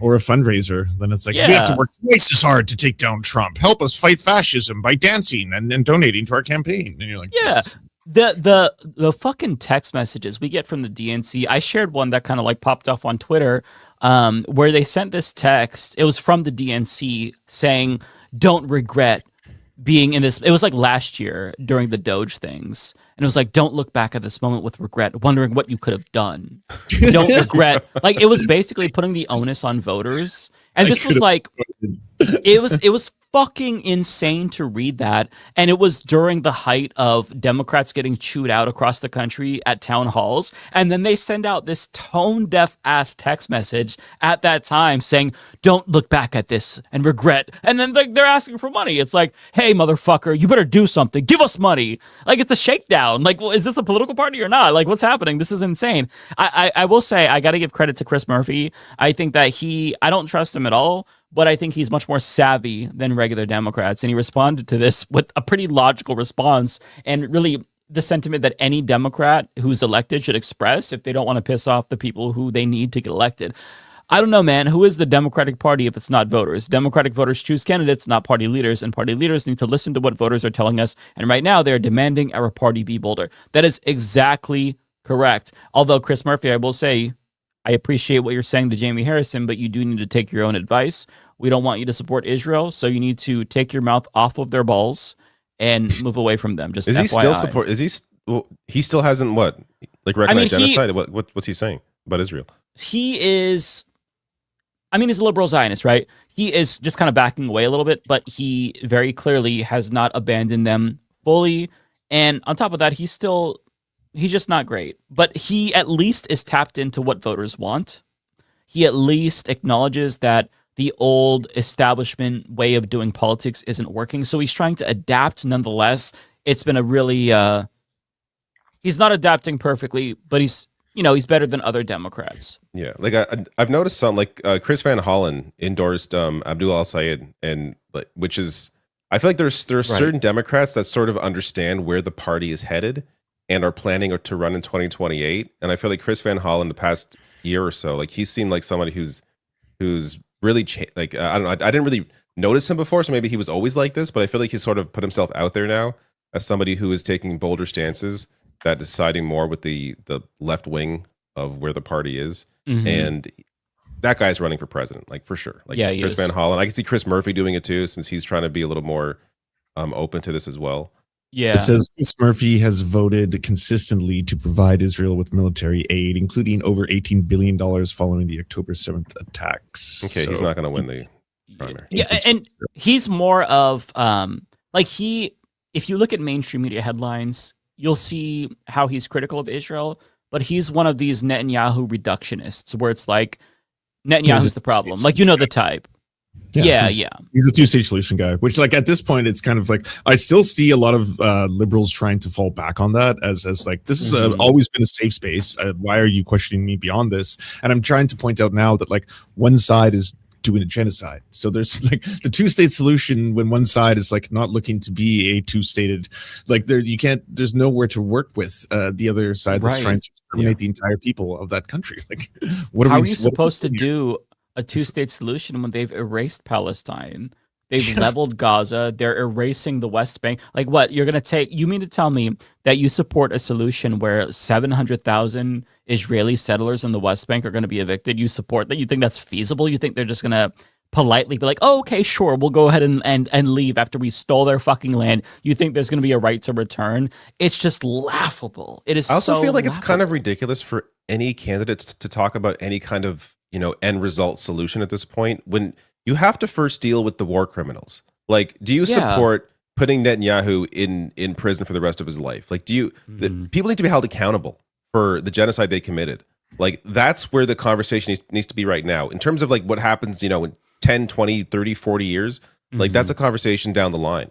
I think the focus right now should be dealing with the results of a genocide that was committed and the people that enabled it and supported it. Oh, across the board, including Joe Biden. Yeah, Joe Biden, Donald Trump. There needs to be accountability across the board. Tony Blinken, Mark Carney, Justin Trudeau, Keir Starmer. All these motherfuckers need to be in The Hague. Like, this is one of these moments where if we do nothing, we are going to look back and we are going to be really disgusted with what happened. Not that we have any power. I'm not trying to be the DNC and be like, hey, you all got to do something. But I'm just saying that like it's going to be a really fucking shameful part of history. It already is. I mean, like we're saying this as if the genocide is over. It's not over. Lebanon is being ethnically cleansed as we speak. Thousands have been killed. We invaded fucking Iran this year. So it's just, it's a really dark time. And if there isn't accountability, then nothing else matters going forward. And I think that one thing that does stick out to me is if you're a shitty Democrat on policy, but you're just committing to fight and you're like, I'm going to put Donald Trump in jail, you might shoot to the top of the ticket just because that is important. And it would be hard to argue against that just because how do you even go forward if you don't start with holding these people accountable? Couple more here that I have. So DC Drano tweeted out, this is a far-right fascist, by the way, but we have to stop calling them socialists. That's why they call themselves to hide their true intentions. They're violent, tyrannical communists. A Republican is saying this, mind you. A Trump supporter is saying this, mind you. This worked in the 70s when we went into Vietnam, but it's like, y'all, you gotta come up with something better. Say like Mamdani is gonna end up making cost of living more or something. Like, I don't know. They need to get better with their propaganda. They're running the same playbook that they played like 60 years ago. Like, this shit doesn't work anymore. They also managed to find the one picture where Mamdani's not actually smiling. Like, whenever I see this guy, he's always has like a massive smile on his face. Yeah. And there was that New York Post paper. The hateful. What was it? I saw that. The Hateful Slate. Oh, the Hateful Slate. And they're every single one of them are all smiling. It's like these look like nice people to me. Yeah, you can't convince people. Yeah, you can't convince people this guy is some violent terrorist. It's not only because he's just genuinely a pleasant person, seemingly, but also because you support Donald Trump. He pardoned the insurrectionists who tried to overthrow the government for him. What are we talking about here? Yeah, these lines don't Child rapist. He's all over the Epstein files. Like, what are you talking Yeah, about? Epstein's best friend, No like, morality conversation. anymore on the other side. No, you are all Nazis. They have no self-awareness whatsoever. It's the right's AIDS Skrillex moment, right? Like, this is their AIDS Skrillex moment. Okay. This is from Republicans Against Trump. Love them. They're a great group. I don't think many Democrats fully realize how much damage far left lunatics like Daria Lisa are doing to their brand and their chances of winning back the House. Bro, you're Republicans. Go back to your party. Like, they try to come over to our party and take it over when they should have just tried to take over their own party or fight back against Donald Trump. But they abandoned ship and they expect us to take them in. When, like, no, sorry, we're not taking you in. Until you support refugees, we're not going to let you be our refugees in the Democratic Party. Fuck off. One more tweet from them, though, because they shared a quote from Letitia James because she proves their point because she's a Zionist. But she, so I'm just going to read this. NY Attorney General Letitia James criticized NYC Mayor Mamdani and some of his endorsed candidates in New York City's Democratic primaries, telling CNN that some of those candidates don't understand the communities they want to represent and are disconnected from the history and struggle of many NYC districts. Bro, they voted for them, though. Like, what are you talking about? They just won elections. So clearly, the people that they're going to represent are, like, in tune with them. Otherwise, they would have lost. She also said that she and other Democratic leaders are disappointed in Mamdani, adding, all of us are a little frustrated with the Democratic Party, but don't blow it up. That's what MAGA has done. Okay, literally, this just comes down to Israel. She's just a massive Zionist. There's a picture that's viral now. She was at the Israel Day Parade. She just is a Zionist, and she doesn't like that people are like, you know what, genocide bad. That's what it comes down to. So, like, whatever you think of Letitia James, she was great at fighting Donald Trump. She is a Zionist, and she thinks that Israel should be allowed to blow up babies. And if you disagree with that, then you're MAGA. How about this, Letitia? Fuck you. Like, dude, no one's forcing her to work for Zoran. Like, if you're that upset, then leave. You don't have to work. You don't have to work that job, babe. Go work for the Federalist. Like, go work for AIPAC. Right. You're an attorney. I'm sure they'll give you a job. I mean, I don't understand all the bitching and moaning from Letitia James. I'm sorry. Like, I used to really like her because of how she was fighting against Trump, but it's like, yeah, same. Now you're a fucking sore loser. All you do is moan about Zoran Mamdani. She's literally like, I'm so upset that Zoran's not going to the Israel parade. Why would any Muslim person go to that parade, girl? You trying to get why would anyone that cares about human rights go to that parade? Yeah. Would you go to a German parade during the fucking Holocaust? Right. That's so disgusting. I'm so upset that a Muslim isn't going to the Israel parade and walking it. I'm sorry, what? I'm sorry, ma'am, what? And this is why we say not all skin folk is kinfolk, because I would have expected her to know better than saying some shit like that. And then she's coming out. It's like, you don't have to work for Zoran, babe. You don't have to work. She loves riding the Zoran clout. And she also loves riding the clout of being like, I'm upset with Zoran, because she knows it puts her in headlines. She knows it gets her brownie points with the powerful Zionists that can help her out of all the shitstorm she's in with Trump. But it's like, I'm just so sick of her ass. I'm so sick of her. Like, if she says she's disappointed by someone, bitch, I don't care. I don't care. Your opinion is moot. The minute you held that fucking Israeli flag, you're gone. You're dead to me. Like, you're gone. I don't give a fuck. You're holding the flag of the modern day fucking Nazi country. Fuck you. You're not the bad guy for avoiding the Israel Day Parade. You're the bad guy if you are marching in the parade of the country committing a fucking genocide. And the fact that these people cannot see that, it says more about them than us. Like, the fact that, like, if a Zionist is saying that you're a bad person, that's the biggest fucking compliment ever. And by the way, speaking of Zionists, I forgot to bring up this one. John Fetterman, anti-Israel, anti-America, anti-Western civilization. Why am I the only Democrat in the U.S. Senate that refuses to excuse this or defend any of those self-identified communities? And, I want to know what they have on him. Like, what's going on here? Like, is it just brain damage? Is it like I think what it's is just this? brain damage, honestly. Yeah. I think it's just brain damage. I just think he's stupid. Because it's not just money. Like, there's more going on there. No, I think it's just brain damage and money, to be honest with you. Yeah. He just and honestly, the Israel's the only country that's nice to him. Benjamin Netanyahu treats him like a full-grown adult that doesn't have to wear a diaper.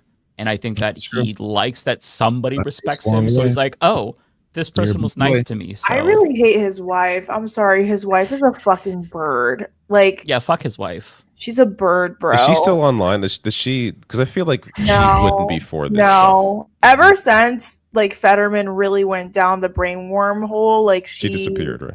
She disappeared, yeah, because people found out that she used to be undocumented, and they're like, "What the fuck are you doing? Like, you're literally with the fascist who's against undocumented people, and you're still married, taking pictures, smiling." She literally took a photo op with Netanyahu, smiling, and his wife. She's such a disgusting piece of shit. Yes, she did. Like, you went And from people treat her like this captive. You went from being an undocumented immigrant to taking photo ops with Netanyahu and his wife. Like, go fuck yourself royally. And people feel sorry for her, but they never should have. Anyone who lets John Fetterman come inside of them is not somebody who should be taken seriously. I'm sorry. Why do you have to take it to these levels? I don't want to play the fucking gong, dog. He did it again. Play the gong. Go ahead. It takes too long to get there.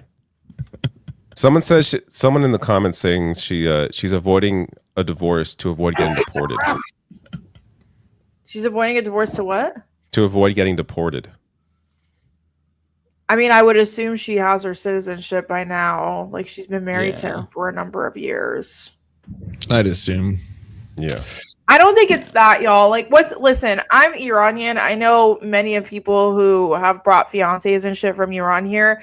Getting a passport in your paperwork for marriage is literally the easiest way to do it, genuinely.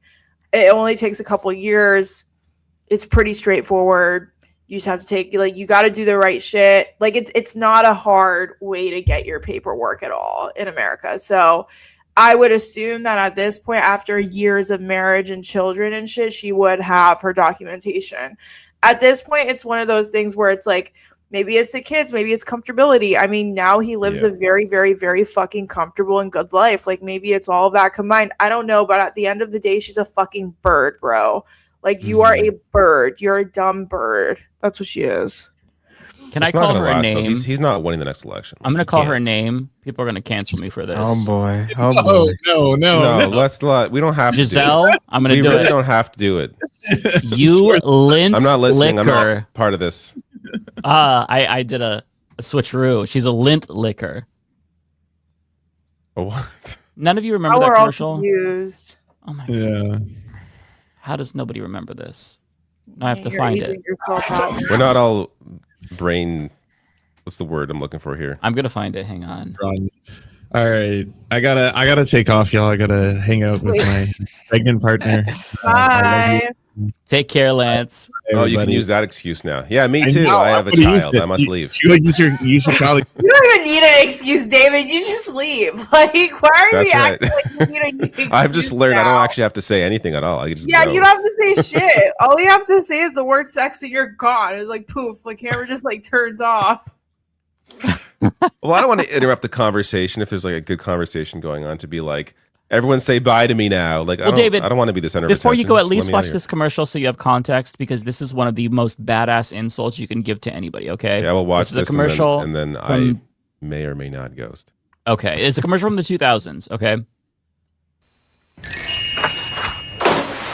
You son of a biscuit-eating bulldog. What the French toast? Did you think I wouldn't find out about your little doo-doo head cootie queen? Who are you calling a cootie queen, you lint liquor? Oh, you kumquat! You're overreacting. No, Bill, overreacting was when I put your convertible into a wood chipper. Stinky McStink face. There's some white people. Fabulous. New Orbit Raspberry Mint cleans another dirty mouth. For a good clean feeling, no matter what. I don't think they played that in Canada. I don't remember that at all. It's a banger. I don't So if remember you that in really want to America, hurt though. somebody's feelings, quote one of those insults. I'm just Well, so that's sad none something. of you knew that. God, I'm old. Am I really Anyways, that old? folks, I have a child, so that means I have to leave now. Okay, goodbye. Use your kid as an excuse, David. Take care. He may be asleep, but it doesn't matter. I'm also tired, so that's actually Aw, the real reason. Kitty. Well, you Goodbye. take care. It was nice seeing See you, you all sir. next Have a time. good Bye. week. we should, before we head out. Actually, I don't know when you guys want to head out, but before Head out. We're gonna do super chats. No, I know, but before we like mentally head out into super chats, I feel like we need to watch that clip of Usha and JD Vance real quick. Which clip? You don't know what I'm talking about? No, I missed it. Oh my god, wait, let me find it. Okay, yeah. You know what I'm talking about because you got a smile on your face. You definitely know what I'm referring to. No, I right? don't. I swear to God. I mean, I know that No, people are I'm sharing talking something. about I Matt. didn't watch it. Oh, Matt. Okay. You're like, What? No, I swear to God. Do you know which clip I'm talking about? I think so. The one where they're sitting down for the interview and it's all awkward. Yeah. Yeah, I don't really I know about it. I don't think I saw it though. Was it good? Was it funny? It's really funny because I feel like I have more connection. I feel like I have more chemistry with my purse, to be honest. See, now Usha is somebody I like. What? I'm just kidding. Like, She's Usha's somebody a I could get behind. fucking bird too, bro. They're all birds. I'm watching this USA game in the background here. Ew, I can't believe you're rooting for the USA out of all teams. Well, I mean, I'm rooting for a number of teams, USA being one of them. I'm rooting against the USA. I know nothing about Yeah, sports, me but I hope the too. Americans lose. I hope we lose. It'd be good for soccer in the country if they go far. They're not going to win, but if they go far. So that's why I don't think I'm they rooting. deserve to go far, to be honest. Yeah, we don't deserve anything right now. We honestly don't even deserve GTA 6. I feel like they should not release it in America. Well, Turkey's beating us right now, and Turkey hasn't won a single game yet. So Okay. Go We love to Turkey. hear that. Yeah. Okay. That's right. Today's special reader is my husband, Vice President of the United States, JD Vance. Thanks for joining us today, honey. Of course. Good to see you. Oh, this is weird. What the fuck? That's right. What is this? What I did even not see is this. Yeah, I did not. I don't did not know. realize. These like child reading segments, and she brought her husband on, and then Pat went viral because everyone was like, "What the fuck was that?" Like they have no. Very weird. Pat's their partner on the leg like that. They're a very pregnant partner. I feel like they must have gotten into an argument before this or something because it was just like so weird. That's honestly disturbing. I want to know, what is this though? Because does she have a podcast too? I'm assuming she has a podcast. Who doesn't have a Story podcast? time with the second lady. Story time. Oh, well, maybe if she's reading some good books, I'll check it out. Okay, give me 1 second. Okay, do we want to do super chats? Yeah, can I go first? I didn't get that many. Yeah, sure. Okay, let's go. I'm gonna speed rail through these. Okay, I don't Looney know, Tunes. Russell. It starts Give off me with Looney 1 Tunes second. $4.99. Oh, okay, thank you. Looney Tunes. All right, Looney Tunes $4.99. Thank you so much. If you were at the same party where Emma Vigland was drunk as hell with Hassan, hope you got some pics to show. Honestly, after the Knicks winning and the multiple World Cup games, and like we have literally been out in the streets cockroaching every single fucking night. Different Cockroaching? Yes, I've it's a never term heard that turn of phrase. I came up with it, and I'm very proud because one morning I was up until like 4 a.m. walking around near Times Square, and I saw a bunch of cockroaches, and I was like, oh my god, I'm cockroaching because I'm brown and I'm out in the middle of the night. Okay. That sounds racist against If you yourself. want to, Ariana. yeah, if you want to call yourself a cockroach, I mean, I guess I'm not going to argue with you. Actually, I invite all other brown people to join me. It's a term I coined. So whenever I'm out in the middle of the night and I'm like scurrying the streets trying to find a bar or something, you know, I call it cockroaching. Anyways, Sure. it's been, Ariana, that is offensive to me for you. I have more offensive takes too. I think Middle Eastern people need to reclaim the word terrorist. I agree with that, actually. Like, I want That to actually walk makes up to a sense. Middle Eastern person and be like, "What's up, my terrorist?" And I want it to be completely normal. I would prefer if Middle Eastern people called white people terrorists. I think that'd be amazing. Yeah, but that's not reclaiming though. That's just like Yeah. passing it on to you. I need us to reclaim it. That's my Yeah. subway take. No one's allowed to steal it. Okay. Anyway, sorry. I was out in the street so much. I was honestly so just like I'm an introvert. I've taken multiple personality tests. I'm an introvert. It's very hard for me to go. Are you really? I wouldn't have expected that. I am. Oh, Yeah, okay. yeah. I've taken multiple personality tests, and every single time I come out as an introvert. So like engaging with people and socializing with people, it takes a lot of my own energy. So I just did not have the fucking energy. Well, you do really well for an introvert. I've got to say, you challenge yourself and push yourself, and that's actually really commendable because it's hard I to do do. that if you're introverted. I really do. I really do. I appreciate it. you. Good for Thank you. you. I appreciate the acknowledgement. Thank you. Yeah. Not really, Rachel Atwood. Thank you so much for the $2. I hate campism, but this house is 100% me soon. I'm not going to talk about this situation because Taylor Lorenz will clip this, but Taylor Lorenz essentially went after a disabled Palestinian activist this past week, and it was incredibly bad. It was really bad. So if you want to see what happened in that kerfuffle, you can look up May Soon and Taylor Lorenz, but it was not good. So yeah, that's all I'm going to say about that because I don't want her to clip me. Not really, Rachel Atwood. Thank you so much for the $2. Linda P reminds me of KP MC mom sketch. I don't know what you're referring to, but I really appreciate the $2. Oh, Linda Paulson.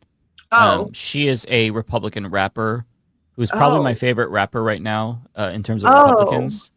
Yeah.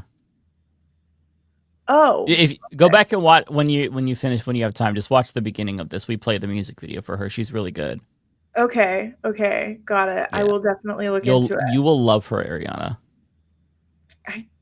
I don't think so, but I thank swear to you. God, you will love her. Okay. Okay, You have no we'll idea. see. Just trust We me shall on this see. one. I will trust you. I'm just kidding. Kaya Demon, thank you so much for the $5. Ariana, happy last week of Pride. NYC is so fun last week dancing and We Belong Here. Dancing at We Belong Here had Liberty Bagels literally twice so good. You should have tried Apollo Bagels. I really love Apollo Bagels, but I'm so glad you liked it. Congratulations. Welcome to the Big Apple. Omega Shenron Dragon, thanks so much for the $2. Y'all know how much traditional media needs to go. Yeah, trad media needs to go, and we need more people to fund people like us on this stream. Because honestly, the only media empire that's kind of independent right now is 2IT, and they really fell off the fucking ringer like bad. V-Man, thank you so much for the $5. Fun fact, Daria Eliza Avila Chevaliers' grandpa was a member of the Dominican resistance against U.S.-backed dictator Rafael Trujillo. I honestly believe that. I really do. I think people who are as leftist as Daria Eliza and really advocate as much as she does, they come from like a leftist background. That's always kind of been my experience, at least. So I totally believe that. Thank you so much for the $5. Not really, Rachel Atwood. Thank you so much for the $2. Do y'all see Jamie Harris's meltdown online? Unreal. No. Did we watch that? We didn't see a meltdown, but we did go over his tweet momentarily. Oh, okay. I crashed out. Well, over thank you so it. much for the $2. Yes, we crashed out over many of things. I'm just kidding. Thank you so much for the $2. Ryan Snowden, thank you so much for the $2. Shrek is love. Shrek is life. I actually love Shrek. Shrek is one of my favorite animations. It's great. Yeah, it's great. Hi, Oh, Kowalski. I'm glad that you like it. I wasn't sure if Shrek was just like a more millennial thing, but I guess Zoomers were young when Shrek was being released too. No, we grew up on it. Okay. Kowalski, thank you so much for the $10. James Carville is the guy who said the Democrats just need to do nothing for the next 4 years and let Republicans destroy themselves. He's also married to a Republican and in my opinion is a grave dodger. I don't know. I feel like who you're married to tells me everything I need to know. Because it's like, how do you not claw each other's eyes out, you know? Yeah. Well, I mean, he is essentially a moderate Republican, so it probably wouldn't be that difficult for him to be married to one. And also, it's not like they're going to touch each other. Look at them. Yeah, let's be so honest. I'm just kidding.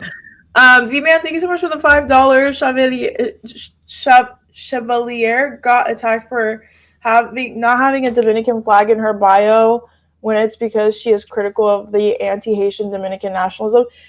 There was so much shit that Daria Eliza was getting and they were sending out attack ads saying that she hates Haitians and shit. It was insane. I don't No, that she was Haitian. That was the attack. So it was no. It was but a there were racist other attacks attack. Too. There were other It was a attacks racist saying that attack. She wasn't going to support Haitians either. It was like a whole. Huh. It was a plethora of like things. I feel really bad for her because she's gonna be like the main punching bag for corporate Democrats and fascists. For sure. She already is. For sure. I mean, listen, I'm not an expert on the Haitian Dominican beef per se, but like they were using her ethnicity against her a lot by proxy of the Haitian stuff. I'm not a good person to talk about this because I really don't know. Maybe we can have someone to come on to talk about this because I'm really not you want me to talk about the Middle East, I can talk all day. Rebecca would probably be a lot better on this. Yeah. She's Haitian. Yeah. I think she's way better, but like they were calling her Haitian, and then they were like, she's not going to protect Haitians, and it was like I was like, I don't know, but this goes way deeper than my knowledge personally. But yeah, I don't know. Omega Shenron Jagan, thank you so much for the $2. Ari dropped the wrestling promo of a lifetime. That's when I was going off on Jack Schlossberg. Yeah, I mean, I really hope Jack just figures his life out way, way far from the political arena because clearly he can't do it. V-Man, thank you so much for the $2. Daria Lisa actively promotes Pan-Caribbeanism. Is that a good thing? Guys, I'm so sorry. I'm not a great person. This is not an arena that I'm assuming. I mean, it's solidarity among all Caribbean people. Okay, okay. We love that. Like kind of like a unified, like a unified identity, kind of like Pan-Africanism. Just so that way. Yeah. Okay, love that. I wish Rebecca was here. I feel like she could comment on this way better. Not really Rachel Atwood. Thank you so much for the $5. JK3 lost his bid for Senate in 2020 and was replaced by the House by an Onassis Hare in MA04, who's even worse. He's a challenger. Vote Paulos. Okay, cool.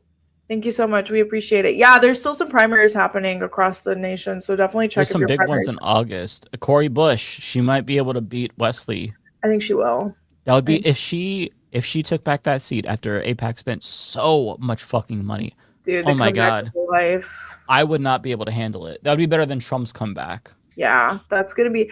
I think that will really set the tone for the midterms. Because if Corey Bush wins her seat, they're fucked. I think we would be able to flip both the Senate and the House this time. It would be huge. Jacqueline Leach, thank you so much for the $7. The people should lead the people, not be led by, quote, leaders. The problem is the belief in leaders and followers. Exactly. I agree. Yeah, you're right. Thank you so much for the $10 narrator. Moderators are saying leftists or socialists should leave the party. When does the left have enough leverage to actually contend with and challenge the moderates that muffle them within the party? I mean, I think you have to kind of just like follow the New York City model, right? Like, I think what New York City did was they really focused on 3 races that they knew they had a chance to win given the constituency and the people that live there. And they really used all of the fucking resources they had, from creators to people like Hassan Piker to people like Mamdani, endorsements, events, all of these different things to really push them up and boost them. So I think we tend to like really try to like reach our arms everywhere, kind of like an octopus. But I think when we really hyper focus on certain candidates that we know are real and we know have a chance of winning given the constituency, like, and have a good platform and know how to speak and have the tenacity to become a politician, like that's how they win, right? But it takes a lot of mobilization, which I don't think a lot of people are mobilizing. Like, y'all aren't joining DSA, you're not going to the DSA meetings, you're not knocking on doors, you're not phone baking. So it's like you gotta put in the work. More than 90,000 people volunteer for Mamdani alone. That's a lot of fucking people, That's without the content creators or all the other people from outside the city that helped him too. So one quick way to do this is, and I hate to say it because like I don't want to hyper focus on the presidential race, but if like a progressive were to run for president and they won the nomination, they would be able to take over the apparatus. So they would be able to really change things structurally, or at least have more leeway to do that. That's what Obama did when he won, and his decisions were very bad. He didn't really focus on state politics, and it led to the loss of 1,000 seats across the country. So if somebody got in, like a progressive figure, I don't know, Van Hollen, AOC, Ro Khanna, and they chose to invest in local more and do the opposite of what Obama did, then that could really change. Because if you have a progressive pushing progressives across the country, then moderates might just feel pushed out, and maybe you get like a Democrats against Ro Khanna or something like that. And, we see the opposite thing where they flee and they go to the Republican Party. That would be ideal. If you could get moderates to just go to the Republican Party, that would be great. Not just because we don't need to caucus with them, but because if you can drown out the fascist ideology and water it down and make their tent bigger, then hopefully they would feel more pressure to have to moderate.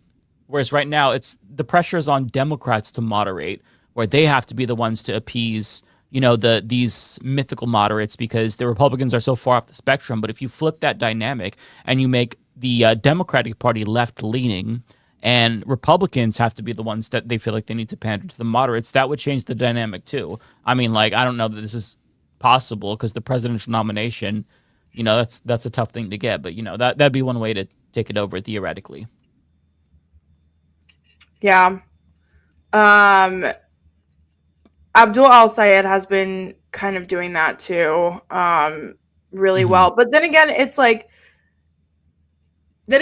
one of those things where, you can have national support and be like someone like Marcus Flowers who tried to take down Marjorie Taylor Greene, but it's like, if you don't have the votes, you're not going to make it, right? So it has to be a perfect blend of, yes, getting that substantial institutional support, but also running a campaign and knowing that your constituency will vote for you. That's a huge thing too, because you can get millions of dollars and go on all of these mass media interviews and go on the Breakfast Club and get all the money and all the fame, but if you're not going to get the votes, then you're fucked, right? So it's really a perfect storm of everything coming in together.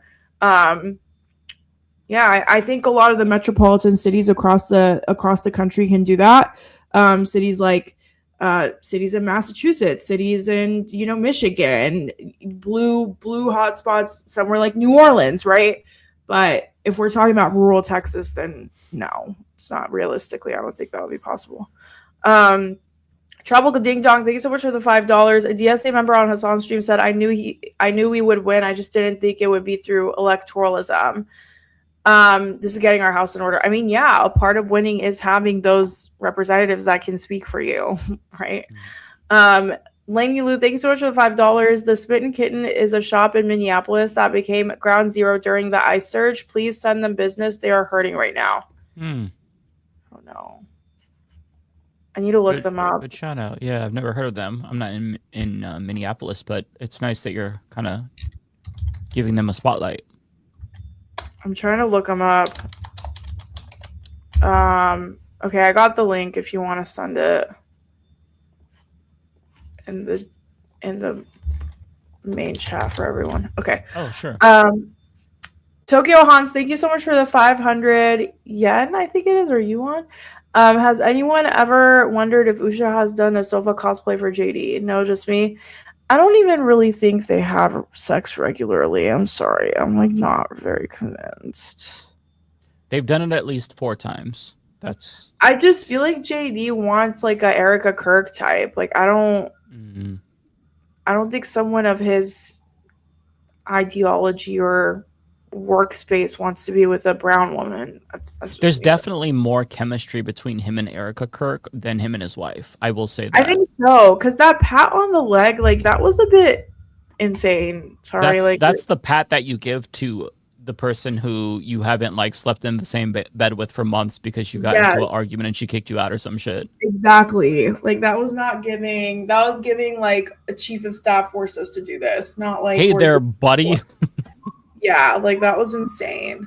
Parker 402, thanks so much for the $5. US is losing to Turkey 2-1 at halftime. That's really fucking sad. Shout out nice. That's crazy. Shout out to the person in the front row behind one of the goals with a Palestine flag. I love that. Yeah. Yeah, I love that. D-Man, thank you so much for the $2. I'm quite knowledgeable on the topic. If we talk about, I don't know, if we have like an episode about the Caribbean, I would love to bring you on. Yeah, V-Man knows his shit. Yeah, V-Man does know his shit. I feel like we should bring him on if we do talk about the Caribbean. That'd be fun. I just like to acknowledge when I'm not knowledgeable on a topic. Oh yeah, it's a big world. It's we're not going to know everything. We mostly Right. stay in our lane when we don't, which is right. smart. Like I talk about news, and I've talked about news in Haiti and the Dominican Republic, but like when it comes to the inner caste systems, like I don't. The geopolitics is something that a lot of Americans aren't really familiar with when it comes to like the Caribbean and whatnot.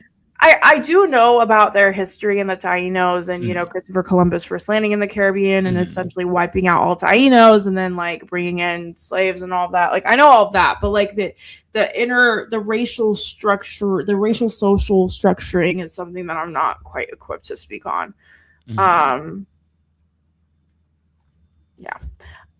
really Rachel Atwood. Thank you so much for the $2. Don't forget about Massachusetts. We're still here. No one's forgetting about you, girl. But I agree. Yeah. Don't forget about Massachusetts, chat, or else Rachel will come after you. I'm just kidding. It's when I don't know when their primary is. I know it's coming up. I don't know when though. It's Arizona's coming up. It's like a couple of states for sure. But yeah, anyways, chat. I love you all. Tonight was so fun. Thank you so much for having me. I'm starving, so I'm gonna go get some food. Have a great night. You too. You take care. Yeah, bye. Bye, chat. Bye, everyone. Okay. Did you want to go first, Matt? Sure. Let's do this. We got Tokyo Hans with a member for 35 months super chat. Gratz, New York. Yes, absolutely. The Bay Photo with a $5 super chat. Read in Mickey voice. Okay, I will. Remember, kids, John Roberts still insists his court is principled and nonpartisan. So don't you go making a fuss now. That was amazing. I was a little bit off. I've done better. I think it was great. It was a decent go at it.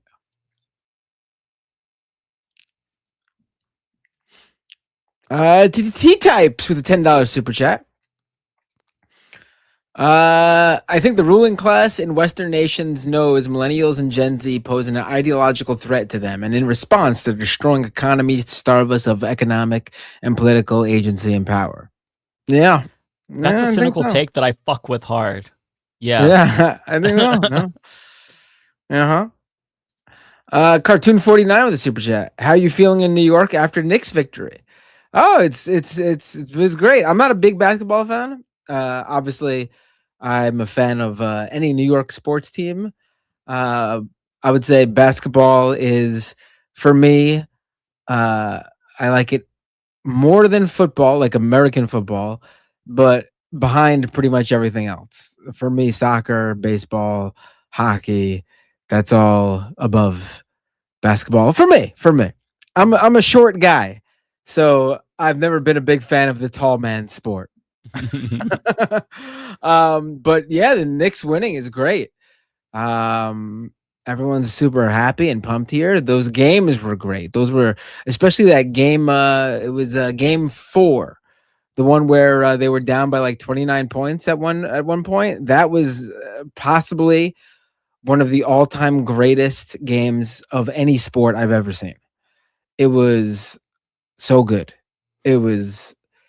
If you weren't a basketball fan, that game won you over for sure.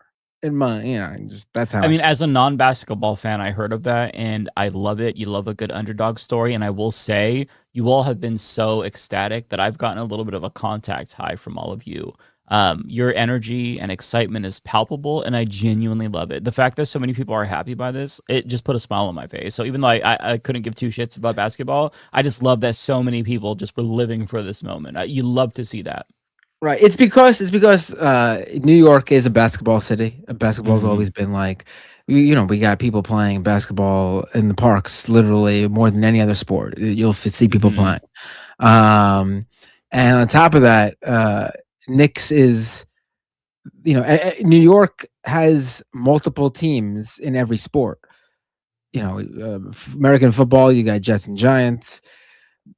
Baseball, you got Mets and Yankees. Hockey, you got Rangers, Islanders. Even ML, even Major League Soccer here, you got NYCFC and the Red Bulls. But each of those teams has their own fan base. Whereas here in New York, yes, there is the Brooklyn Nets, but they have no fans. Nobody cares about the Brooklyn Nets. Like everyone in New York City is split on every other sport, but on basketball, Knicks are the one team, the one New York City team. And so like everyone was happy. Like there was no like, Cool. When the Mets win, the Mets don't win, so let me revert that. When the Yankees win, Mets fans are unhappy. But here, there's no Nets fans to be unhappy about the Knicks winning. Let's see. Tokyo Hans with another super chat. With Knicks win and Mayor Slate winning, New York is hot. Time for a true New Yorker to step up on YouTube and Twitch and become the Hassan Piker of the left. Maybe call the channel Boomed or Spam Economy. Oh, yeah, I will. I got to get back on. Yes. I appreciate it, though, Tokyo Hans. It means a lot that there are people who are really pushing for me to get back to it. I appreciate it. I did host solo on Majority Port last Thursday. It was literally just me on the Majority Port last Thursday. So if you're really fiending for a solo Matt Binder stream, tune into that one. Watch the replay of that one. Looney Tunes 9000 with the super chat. Let me be clear. The Mets have been horrible as hell. Has Jordan B. Peterson put a curse on the Mets? The Mets, this is the worst Mets season I can remember because the team's not even likable. David Stearns, who basically runs the Mets, he got rid of all the longtime likable Mets, like Brandon Nimmo, Jeff McNeil. But you could even argue that those two moves on their own aren't bad. But then getting rid of Pete Alonso, and then you combine all those guys, it's just he got rid of the core of the team and brought in new players who suck, who were supposedly on paper, stats-wise good, but they've been terrible. And so the Mets have been having their worst season ever, and they're a $300 million team. It's ridiculous. That's fucking crazy. Yeah. Tokyo Hans gifted 5 memberships on YouTube. Thank you so much, Tokyo Hans. And with another super chat, Tokyo Hans says, anyone else notice James Carville's American blue pillow matching the white and red? I did not notice that. See the Jennifer with a member for 32 months. Super chat. Wow.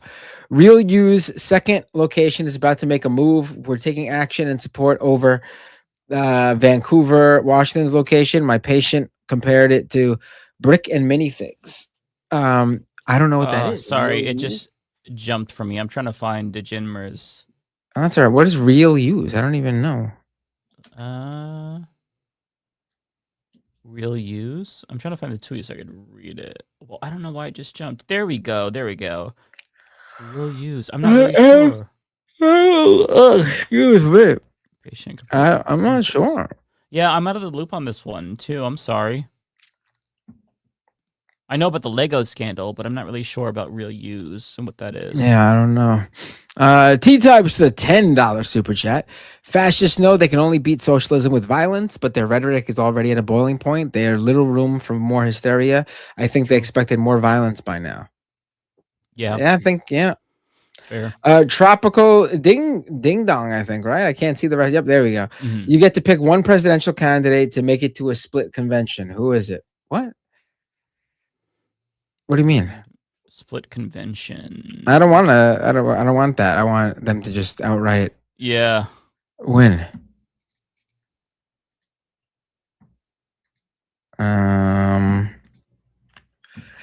See the Jinamo with the super chat. I'm sorry, Dems want to cut off support they already weren't giving. Right? Yeah. Yeah. Good point. Kowalski with a $10 super chat. The left has been hearing vote blue no matter who since the election of the far right winger Bill Clinton. Now the corporate Dems won't back the blue. Shocker. Schumer is sad right now, and that feels good. Right. That's all we've ever heard. Vote blue no matter who. And now they're like, we're not doing it. We're not doing it. Tropical Ding Dong with the super chat. Matt, do you have access to the Majority Report soundboard? Can we get a Yoda is coming for Fetterman's wife? I don't have access to the Majority Report soundboard, unfortunately. See, the Ginnemer says, by the way, I turned 40 yesterday. Happy birthday. The big 4-0. I'll be there joining you soon, unfortunately. Fortunately, that's a good thing. That's a good thing. Yeah, I don't want to be 40. Lunar Spunk with a super chat, member for 23 months. How do you feel about Team USA's coach, Paul Bet Davidson? Do you like the guy? What? Is that Patrick Bet Davidson's brother? Paul Bet Davidson.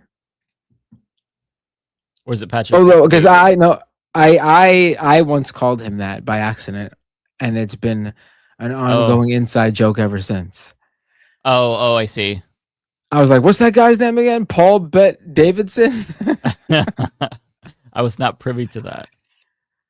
Old man Philly with a super chat. Is the Danhausen shirt your way of celebrating the Knicks? Yes, yep. The guy who cursed the Spurs and uncursed the Knicks, I should say. D Leopard with a super chat. Mamdani has the pleasant smile of a classic Rankin-based stop-motion holiday special figurine. They truly tried to find a pic with another expression. And over on Twitch, really quick, I'll just read these 1, 2, 3. Looney Tunes 9000 resubscribed for 18 months at tier 1. Subscriber for 30 months. Wow. Can last week's Majority Report show be considered a solo Binder stream? Yes, absolutely. Silly Billy 01 gave out 5 community gift subs. Thank you so much. And the Surfs, thank you for the raid. All right, and that looks like that's it for me, at least for now. Alrighty, I will read the remainder. Most of them will be from me. Some might be for David, but I'll just go ahead and read through them all. Bayphoto, thanks for the 5. You're telling me Microsoft chose GTA 6 pre-order day to announce Xbox price hikes due to an AI chip shortage that they're in part responsible for. I didn't think about that. They're playing 3D chess on us. Also from Bayphoto, thank you. Apple announced price hikes on their products today too. I think. Oh, did they? I didn't catch that. Yeah. Their shit's already so expensive. How? I know. How can you afford it regardless? The MacBooks are all like $300 more now. That's a massive spike. My God, the audacity of Apple. What a shitty company. And it's the same products that just yesterday were $300 cheaper. I mean, all these companies are doing it because of the chip and memory shortage due to AI. Mm-hmm. Oh shit! Team USA just scored. They just tied it up 2-2. Nice. No. All right, let's go. This is the Team USA like B squad because they won their first 2 games. They're on to the knockout round. They're out of the group stage. This is the 3rd group stage game. They don't need to win this, so they are resting some players who have yellow card. They're keeping them out of the game so they don't get a red card, which means they would have to sit for the next game. So this is like the B squad, but also if they win, it'll be the first time Team USA has ever won all 3 matches in the group stage. So it would be cool to see them win this. Oh, they don't deserve that though. We don't deserve that right now. This is the best Team USA I've seen in quite a while. So I think they deserve it if they could pull it off, obviously. And listen, if Turkey needed to win this to stay in, I would be rooting for Turkey just because it wouldn't affect USA and then Turkey could stay in. But Turkey's out no matter what. So like if they win a game, but it doesn't mean anything for them. They still go home after this game. So I want USA to get their 3 in a row. But Turkey opposes Israel, so I nothing to do with this game right now. That has everything to do with it to people who don't follow sports, and that's the only thing I have to go off of. Okay. Bayphoto also says at least Sony had the courtesy to hit us with price hikes on a different day. Game consoles are getting more expensive the older they get. So backwards. Yeah, I'm old enough to remember that the prices would go down. I remember back in my day, you can get a GameCube or a PS2 for $100. Ryan Chan, thanks for the 5. Thoughts on the Park Meng race in NY6? Park got 43% of the vote despite 0 endorsements. Want Meng to get eliminated. She's the Asian Espaillat. I didn't really follow it, so I can't comment too much on it. I know Meng is the corporate Dem. Park was, I believe, progressive. I think this is your district, Matt, the Park Meng race. You're in 6, right? Yes, I am. I voted for Chuck Park. I did not expect him to do as well as he did, and that's not a knock on him. It's just that, Grace Meng has done well. She's faced primary challenges before, but no one's even come anywhere close to beating her. And this is the closest she's ever gotten to being defeated. And there wasn't much attention on this race, no real media attention. He wasn't backed by DSA or even Working Families Party. It was just assumed to be, just another primary, not one of the main ones everyone's paying attention to. And he did very well. I wonder if he runs again. I have no idea. Impressive. You definitely should if you came that close. I do think even if he decides not to run for who knows what reasons or whatever, I think his campaign for sure needs to share. Like, I think they figured out the path to defeat, and with those election results we have as well, we can see what districts can be worked on, which is interesting. So I think, whether he runs again or not, I think is if they're willing to, he should. But if he decides not to, his campaign should definitely share with whoever decides to run, because they found the path to victory, in my opinion. There's a non-super chat from Canadian Goose that talks about a trans woman that was arrested. I can't find it in the chat, Canadian Goose, but I did see your comment. I'm going to go ahead and add that link to my show notes so I can look into that just to see if there's something I might want to talk about.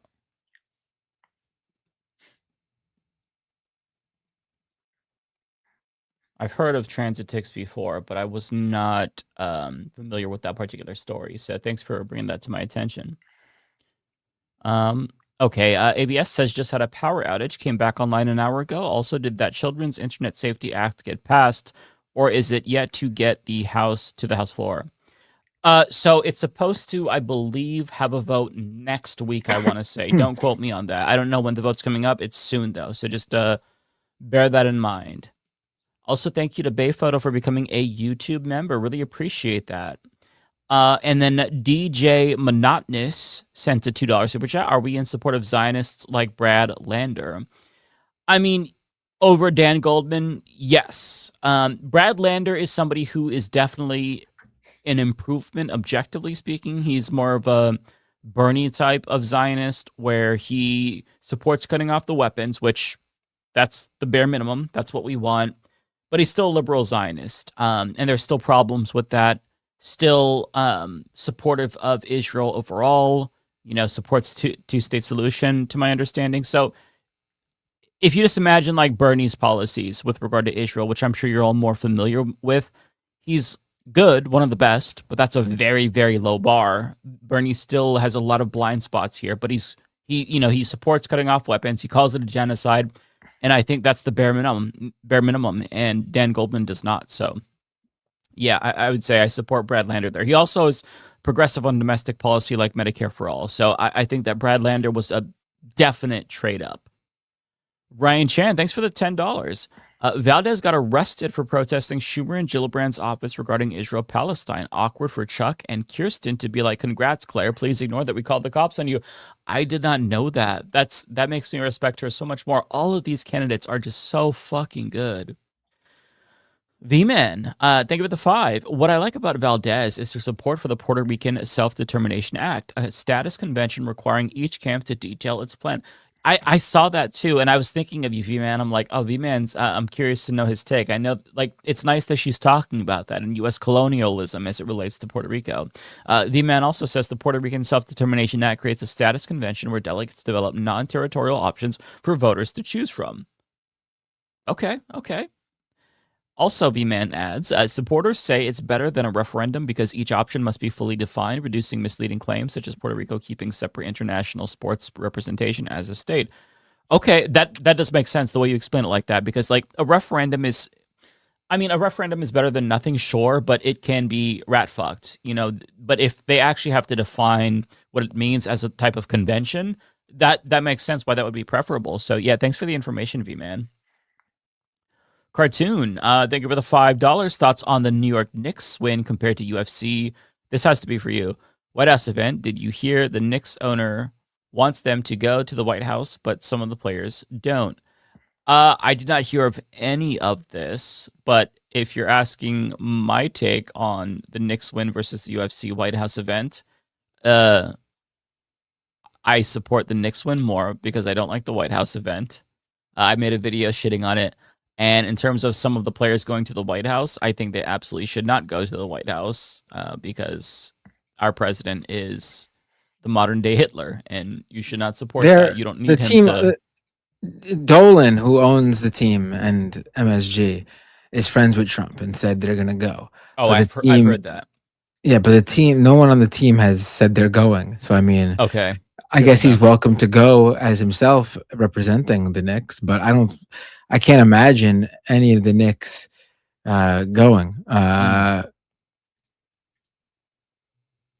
Nor should they. Good for them, though. Good for them for standing strong if they don't go. Looney Tunes, thanks for the $5. Read this in Trump's voice. The communists who keep kicking my ass are forcing me to get an amnesia doctor. That probably wasn't the best Trump voice, but I'm low energy because we've been going for a little bit. So I hope that sufficed.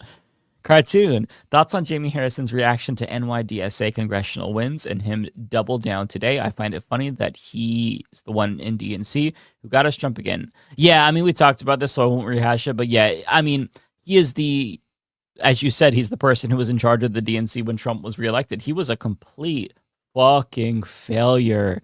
I mean, I think that Jamie Harrison was worse than Tom Perez. I mean, it's just what a disaster. At least Tom Perez tried to give us the appearance that he cared about both wings of the party, whereas Jamie Harrison was like, if you're a progressive, you can suck my nuts. I mean, the guy just fucking oozes contempt for any progressive, any anti-Zionist. He hates the other half of the party. He's just completely captured by large multinational corporations and like the whole DC bubble. So yeah, he's terrible. Even Ken Martin is better than Jamie Harrison, and Ken Martin is trash. I mean, like, if you're a DNC chair, you're just probably going to be bad. But, like, Jamie Harrison was bad. Not W. Wasserman Schultz bad, but, like, he was bad. Cartoon says, what do you think of Steam Machine price? Which is, yeah, the Steam Machine price is crazy. I'm not sure if you heard about this, Matt, but Valve is releasing these little consoles so you can play Steam games on them, and they're like $1,000. And there's the 500 gigabyte version, which is like, I want to say $1,000. And if you want the 1 terabyte version with the controller, it's $1,400. Without the controller, it's $1,300. Just like, at this point, you're spending so much money, you might as well just save up and get a PC. You're so close. Like, why buy a console like machine when you could just get a PC for a bit extra? It's just the price is too prohibitive to make it valuable in any way, shape, or form, in my opinion. And thank you so much to Narrator for being a member for 14 months. Yeah, some people said you could buy a PC cheaper. Yeah, I mean, like, if you want a good PC, I would say, you probably got to spend a little bit more than that, at least if you want it to have some more longevity. But my God, $1,400. And like, you're going to want to get the 1 terabyte ideally, because these games are really, really big these days, unless you want to only have a couple of games installed. But it's just it's outrageous. Like what a waste. Like the Steam Machine was a cool concept, but like what a complete fucking waste. Like I don't know who would want to spend that much money. Robe Life Network, thanks for the $5. Everybody on the toilet takes a Donald dump. That's a good twist on that song. Already getting parodies of the Constantino. Nice. Octawolf has another one.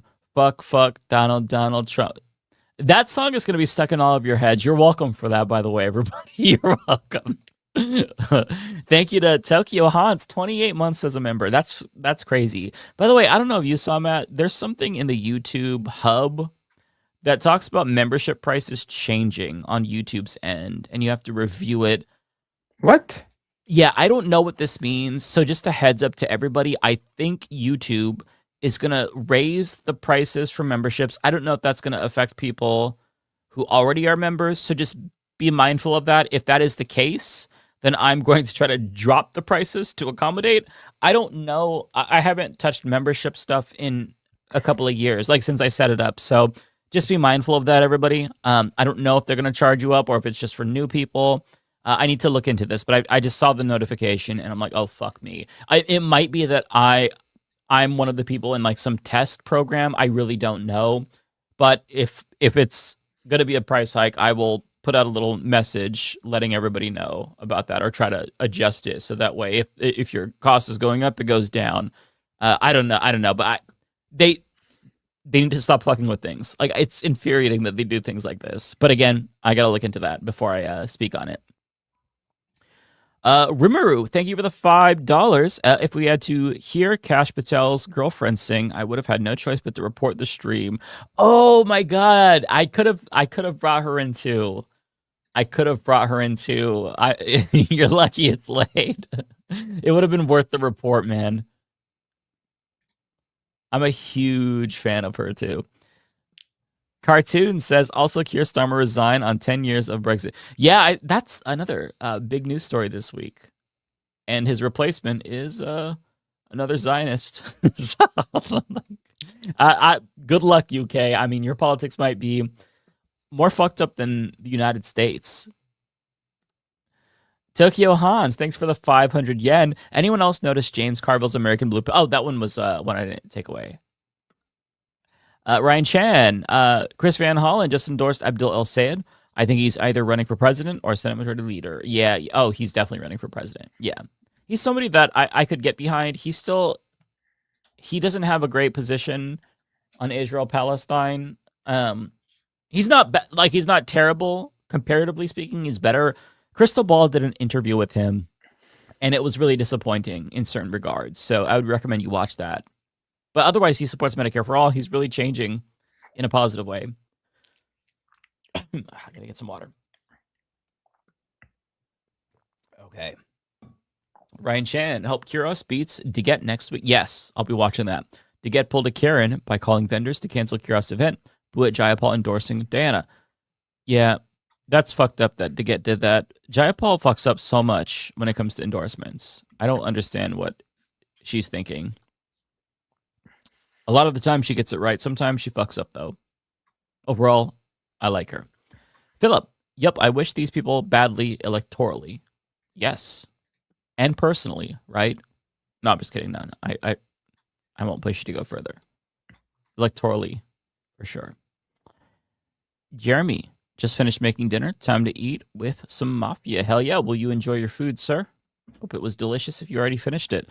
Jeremy also says, anyone notice Brian Tyler Cohen is looking more like Hassan lately? I wonder if a coincidence. Look at establishment BTC's latest bids. Haven't seen it. I have not noticed that. I'll have to check out his channel and see how he's covering this. Tropical Ding Dong, Victory Lap fam, drink it in, revel in this moment. Absolutely, yes. Ignore Husky, membership chat. It's our Mamdani date of heaven, inshallah. Let luxury, Mamdan night, gay space, socialism reign. Cheers from work, listening, and tossing wings. Hell yeah. Yeah, we're going to get gay space communism, and they're gonna shut the fuck up and accept it. We're going to give them healthcare, and they're going to take it, and they're going to love it. They're too stupid to know what's good for them, so we just have to give what's good for them. Tokyo Hans, Mike, look up David Dovey Safir. John Fetterman's closest advisor on Israel. I've heard about him. Yeah, he's basically like a fucking. He's just like a. Isn't he like an APAC handler? I'm pretty sure that's the. Yeah, I've heard about this. It's insane. Like John Fetterman, I would say he's captured, but his brain is just captured. There's nothing going on up there. It's just a hollow skull. Terabyte, we need a jar you add $1 to when you go too far, similar to a swear jar. I think that's fair. I mean, as bad as this shit that I say is, my thoughts are so much worse. My like fucking intrusive thoughts, you have no fucking idea. I'm not saying I'm violent. I'm just saying that like I really want people to stub their toes more often than not. I'm just I'm very cynical and down on the moment, so I lash out and I am really mean. But yeah, no, I like the swear jar idea. Saber says I have another one. Nut nuzzling dingleberry. Ooh, nut nuzzling dingleberry. I like that. 180K Chan. I feel protecting people. Intrusive humanist thoughts. Black. I feel like I should just rename my show to the Misanthropic Report. I mean, fuck. I mean, I fundamentally and philosophically, I'm a humanist, but I just am really, I hate that fascism in this country has really killed my empathy for some of these people, because I used to really pride myself on being an empathetic person. If you listen to like the shit I was saying when I first started the show, I was wishing Scalia's family well after he had passed away. Like that's the kind of person I was. And then just like doing politics for so long just wore me the fuck down. And now I'm like, dude, fuck it, let the world burn. I feel protecting trans people and not throwing trans people under the bus with the sports issue is a good litmus test, as it isn't the popular topic. It's definitely a good litmus test. And on that subject, I have a really long interview with Laverne Cox tomorrow. We talk about her memoir. I picked up her memoir, read it, really liked it. And we talk about the trans sports issue pretty long. And she spits fire. So watch that. It's a 2.5 hour long interview. I posted the first hour. But we go into much more. She talks about systemic racism in the full version. She even talks about Mamdani and whatnot. Love her to death, and I agree with you. She has some really great arguments in this piece tomorrow about the transports issue that I really hope people will watch and listen to, because she is very good at dismantling their lies with facts and reason, and she's truly a gem. Narrator says nothing builds a coalition. Like, I hope Team USA loses.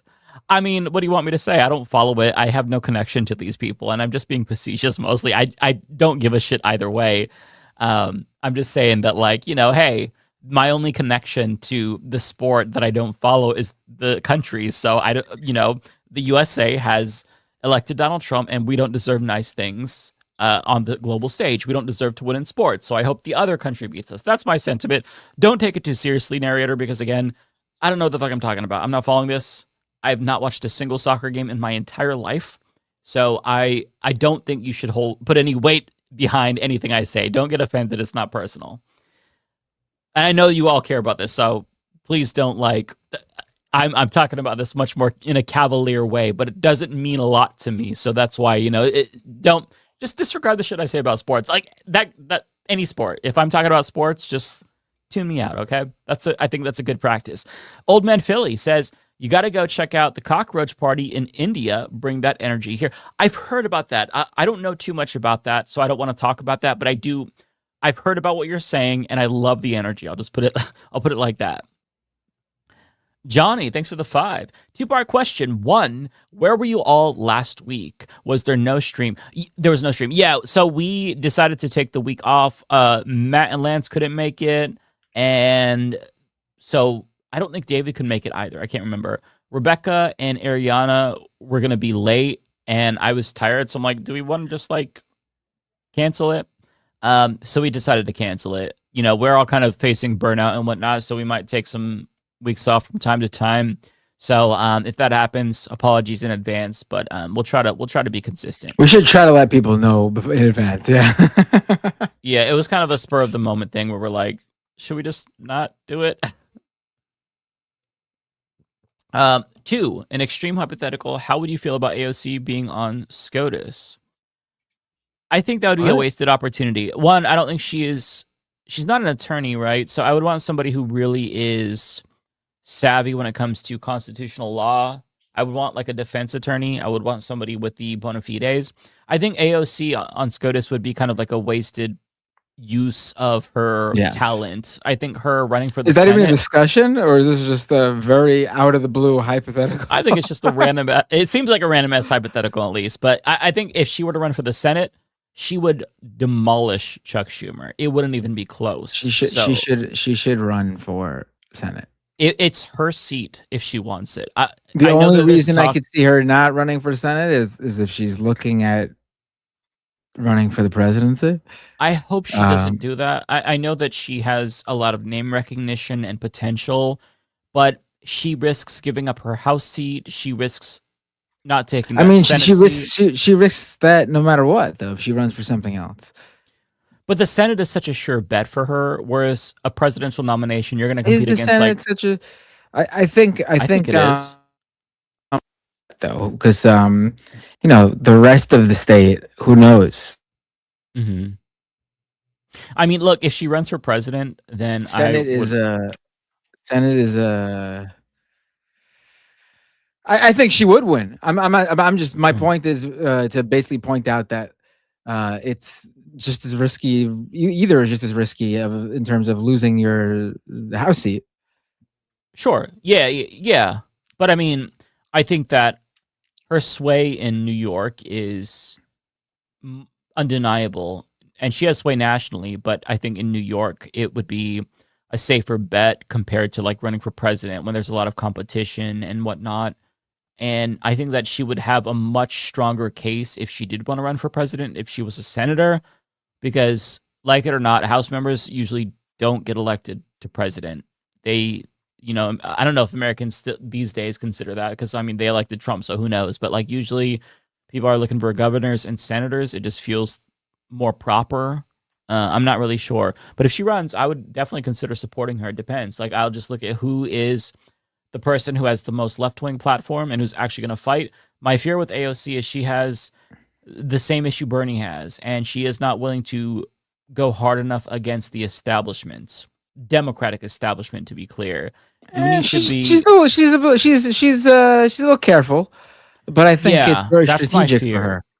It is strategic, but it also, I think that same strategy really hurt Bernie in 2020 when he just wouldn't attack Joe Biden no matter what, and his aides were trying to get him to attack Biden on Social Security, for example, and he just refused to do it. David Sirota, I think. I think she would do that. I don't think she'd be a Bernie when it came to that. I hope so. I have no idea, but she's given me vibes that she's much more cautious, like Bernie has been. But again, like if she runs, I mean, she's probably the number one person that I would look into supporting. It just depends on who I think would get more sway, because I want to vote for the leftmost candidate, obviously, and I think she has a lot of momentum. But if somebody else like Rokana jumps in and gets momentum, I'll back him. I don't know. I'm not super optimistic about the primary, but we'll see. We'll see what happens. Tara says thoughts on what's going on with the turtle Mitch. Yeah, the turtle Mitch. I'm gonna need the swear jar for this one, Tara, or the going too far jar. No, I heard that he is in the hospital, and he was in the hospital for 8 days or something like that, but he's doing okay. He just released a statement, didn't really mention his hospital stay. I wish him well. I hope he has a swift recovery. I wish his family well, and I hope he is able to pull through this and get back to the Senate, because we need him. We definitely love Mitch McConnell, and I like him a lot. So, am I convincing? I can't even say it with a straight face because I'm such a bad liar. Like I can barely contain myself. Oh my god. You all try to test me by bringing up Mitch McConnell, man. That's tough. That's really tough. Chris Corcoran. Fetterman's wife is problematic, but I wouldn't put her up there with Usha Vance, who throws herself out there while Giselle is mostly in the background. I think that's fair. Sure. I mean, my hope is that Giselle actually opposes what her husband is doing, but like it or not, she's standing with her man, and she took a picture with Netanyahu, so it's like, okay, well, you took a picture with modern-day Hitler, fuck you. I'm just, if you have a spouse that's causing so much pain and suffering and materially supporting a genocide, fuck you. Like, you are close to somebody who has the power to change things, and they're doing heinous shit, and you're just like, yeah, I love them still. How could you love that person? If my husband was a mass murderer, or he was a member of Congress and he voted to send weapons to Israel, I could not look him in the fucking eyes ever again. And I love him. But, like, the reason why I love him is because he's not a murderer. So, it's just, yeah, I don't get how these people live with their spouses when they're such terrible people. I don't. Some people just, I don't know, maybe they decompartmentalize, disassociate, I'm not really sure. But fuck Fetterman and his wife. Looney Tunes says, Lance will lose the impersonation contest against me on the next call-in show. How much you want to bet? Oh, okay. I like, that sounds fun. We should do another call-in show, Matt. I feel like it's been long enough. We should. I don't remember how we did it, but we should do it. we did it in the most unhinged way imaginable. We just dropped an invite link in Oh, the chat. right. Yeah, we should just do it again. That was easy enough, though. It worked. I mean, it worked. There's no other way to really do it. If we make them call through many Skype. people on. Skype's I'm sure not even there a is. thing We anymore, just don't want to put it together. We just don't want to figure it out. Yeah, again, like we all do our own shit, and then we come on this show at the last minute. I have like a half an hour to prepare for this show if I'm lucky, just get some shit for us to react to. So, it's the easiest way. We just drop an invite link and let all hell break loose. Nominal Times, thanks for the 5. They should impeach 4 of the SCOTUS while they start debate to expand it. 1000% agree with you there. Yep. Sage and Candle, thanks for the 2. Tell me some good news. The good news is that A bunch of leftists won in New York. Yeah. Bunch of leftists I won in don't New think York. get any better news than that right now with everything going on. True. I was trying to think of something new, but yeah, I mean, that really is, that is the best news. Oh, by the way, one question I had, this is so random, but what the fuck happened to the letter hack? I was watching Welcome to Fuckville with Andrea, and she, made a joke about, oh, it's this space. It used to be hosted by a guy with letters in his name or whatever. Letter hack. I can't remember what she said, but I was like, I have no had me idea. thinking, where's letter hack? He hasn't posted in a while. I had no idea. I didn't even know something had happened. I mean, he might just be taking a break from the internet, but I hope he's doing okay. Yeah, same. Checkmate says, hey, Mike and Matt, do you think Cuba will survive the second Trump term, or will little Marco actually become the viceroy of Cuba? Your thoughts? I really, really hope that I hope that they do. My hope is that Trump is burning up all of his political capital with Iran, and so he is not going to invade Cuba. But I kind of feel like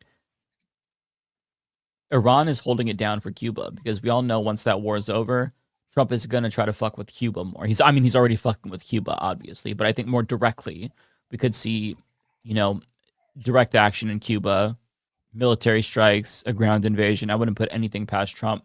But so long as he's tied up in Iran, then he can't move on to his next little project.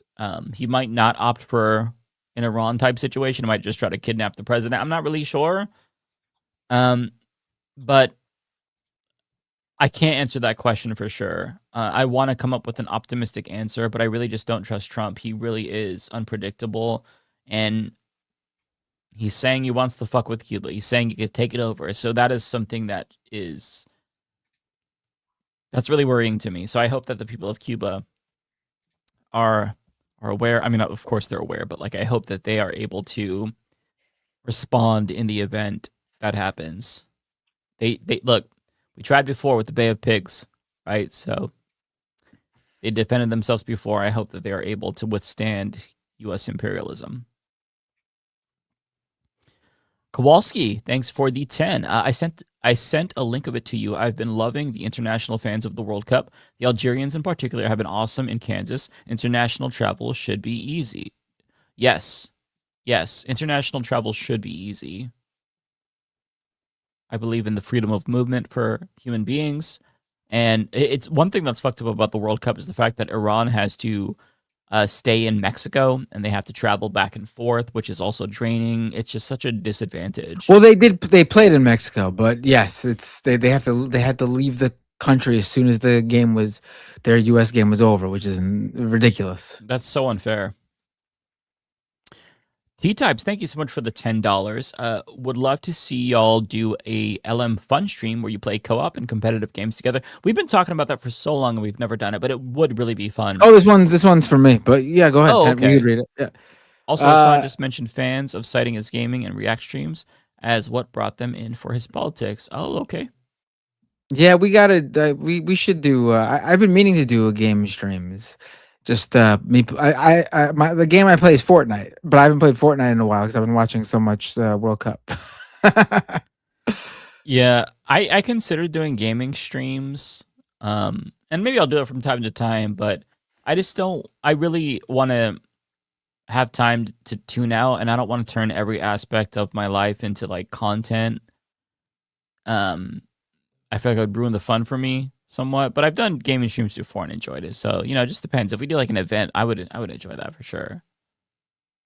I don't have anything set up though. I would have to figure out a way to, because I stream from a Mac, so I'm not going to be playing any games on that. I've got to get my Elgato set up and bring in like a console or something, and maybe that would work.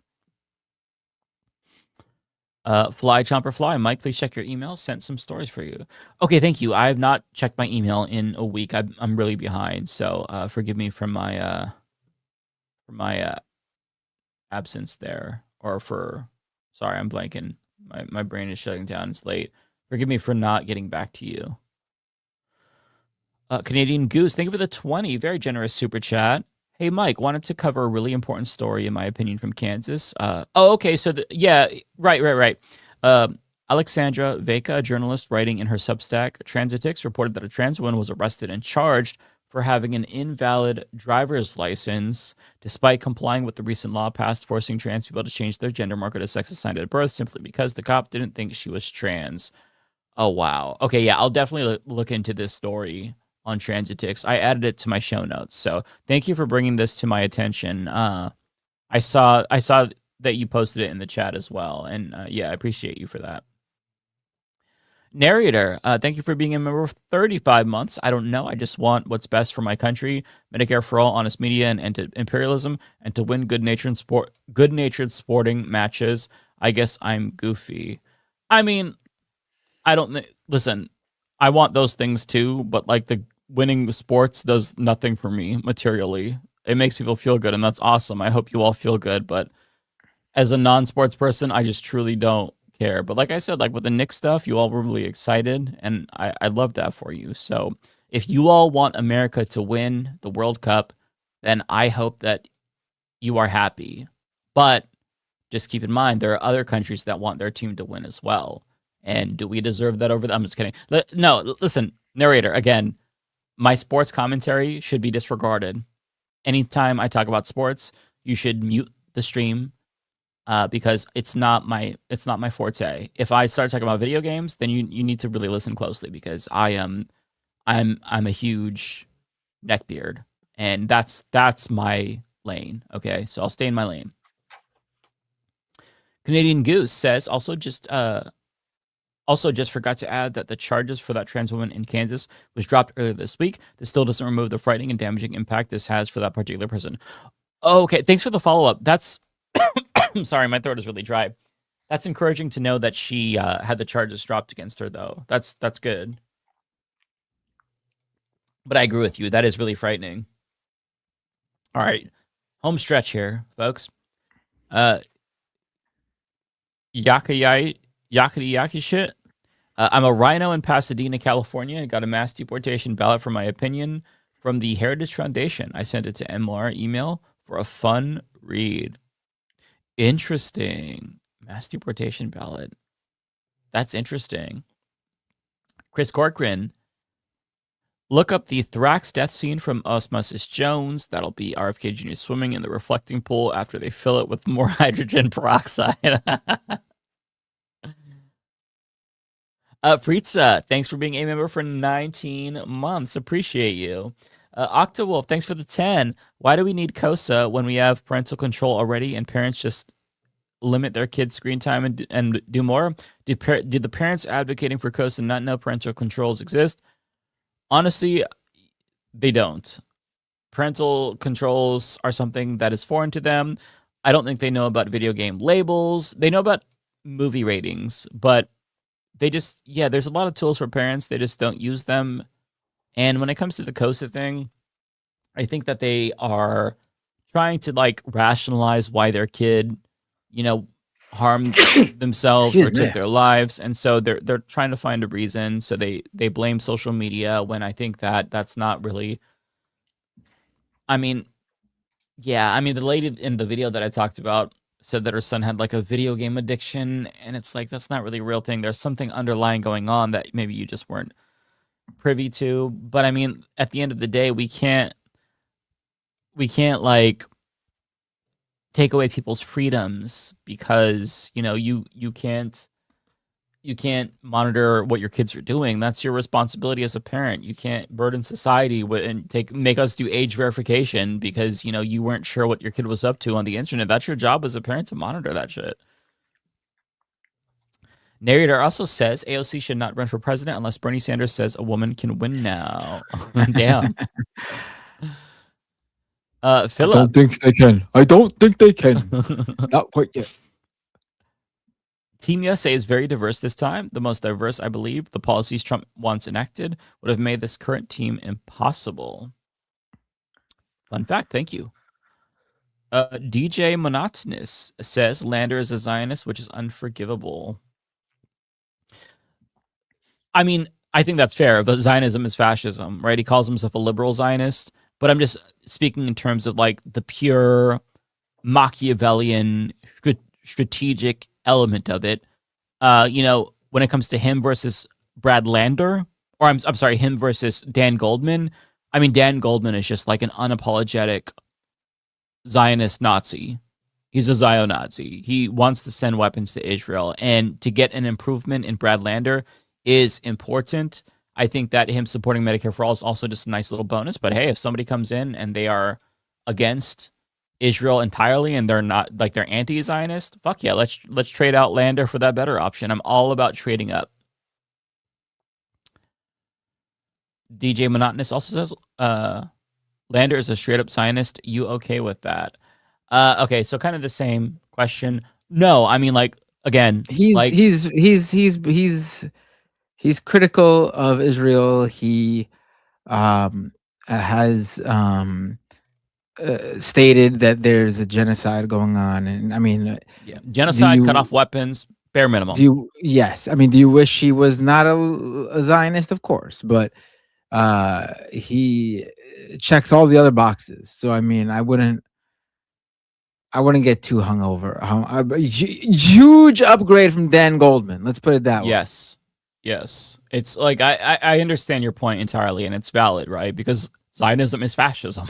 So to identify as a liberal Zionist, you're like saying I'm a liberal fascist. I think he's been moving further and further left. So who knows? Maybe a little bit more time, and he'll be, who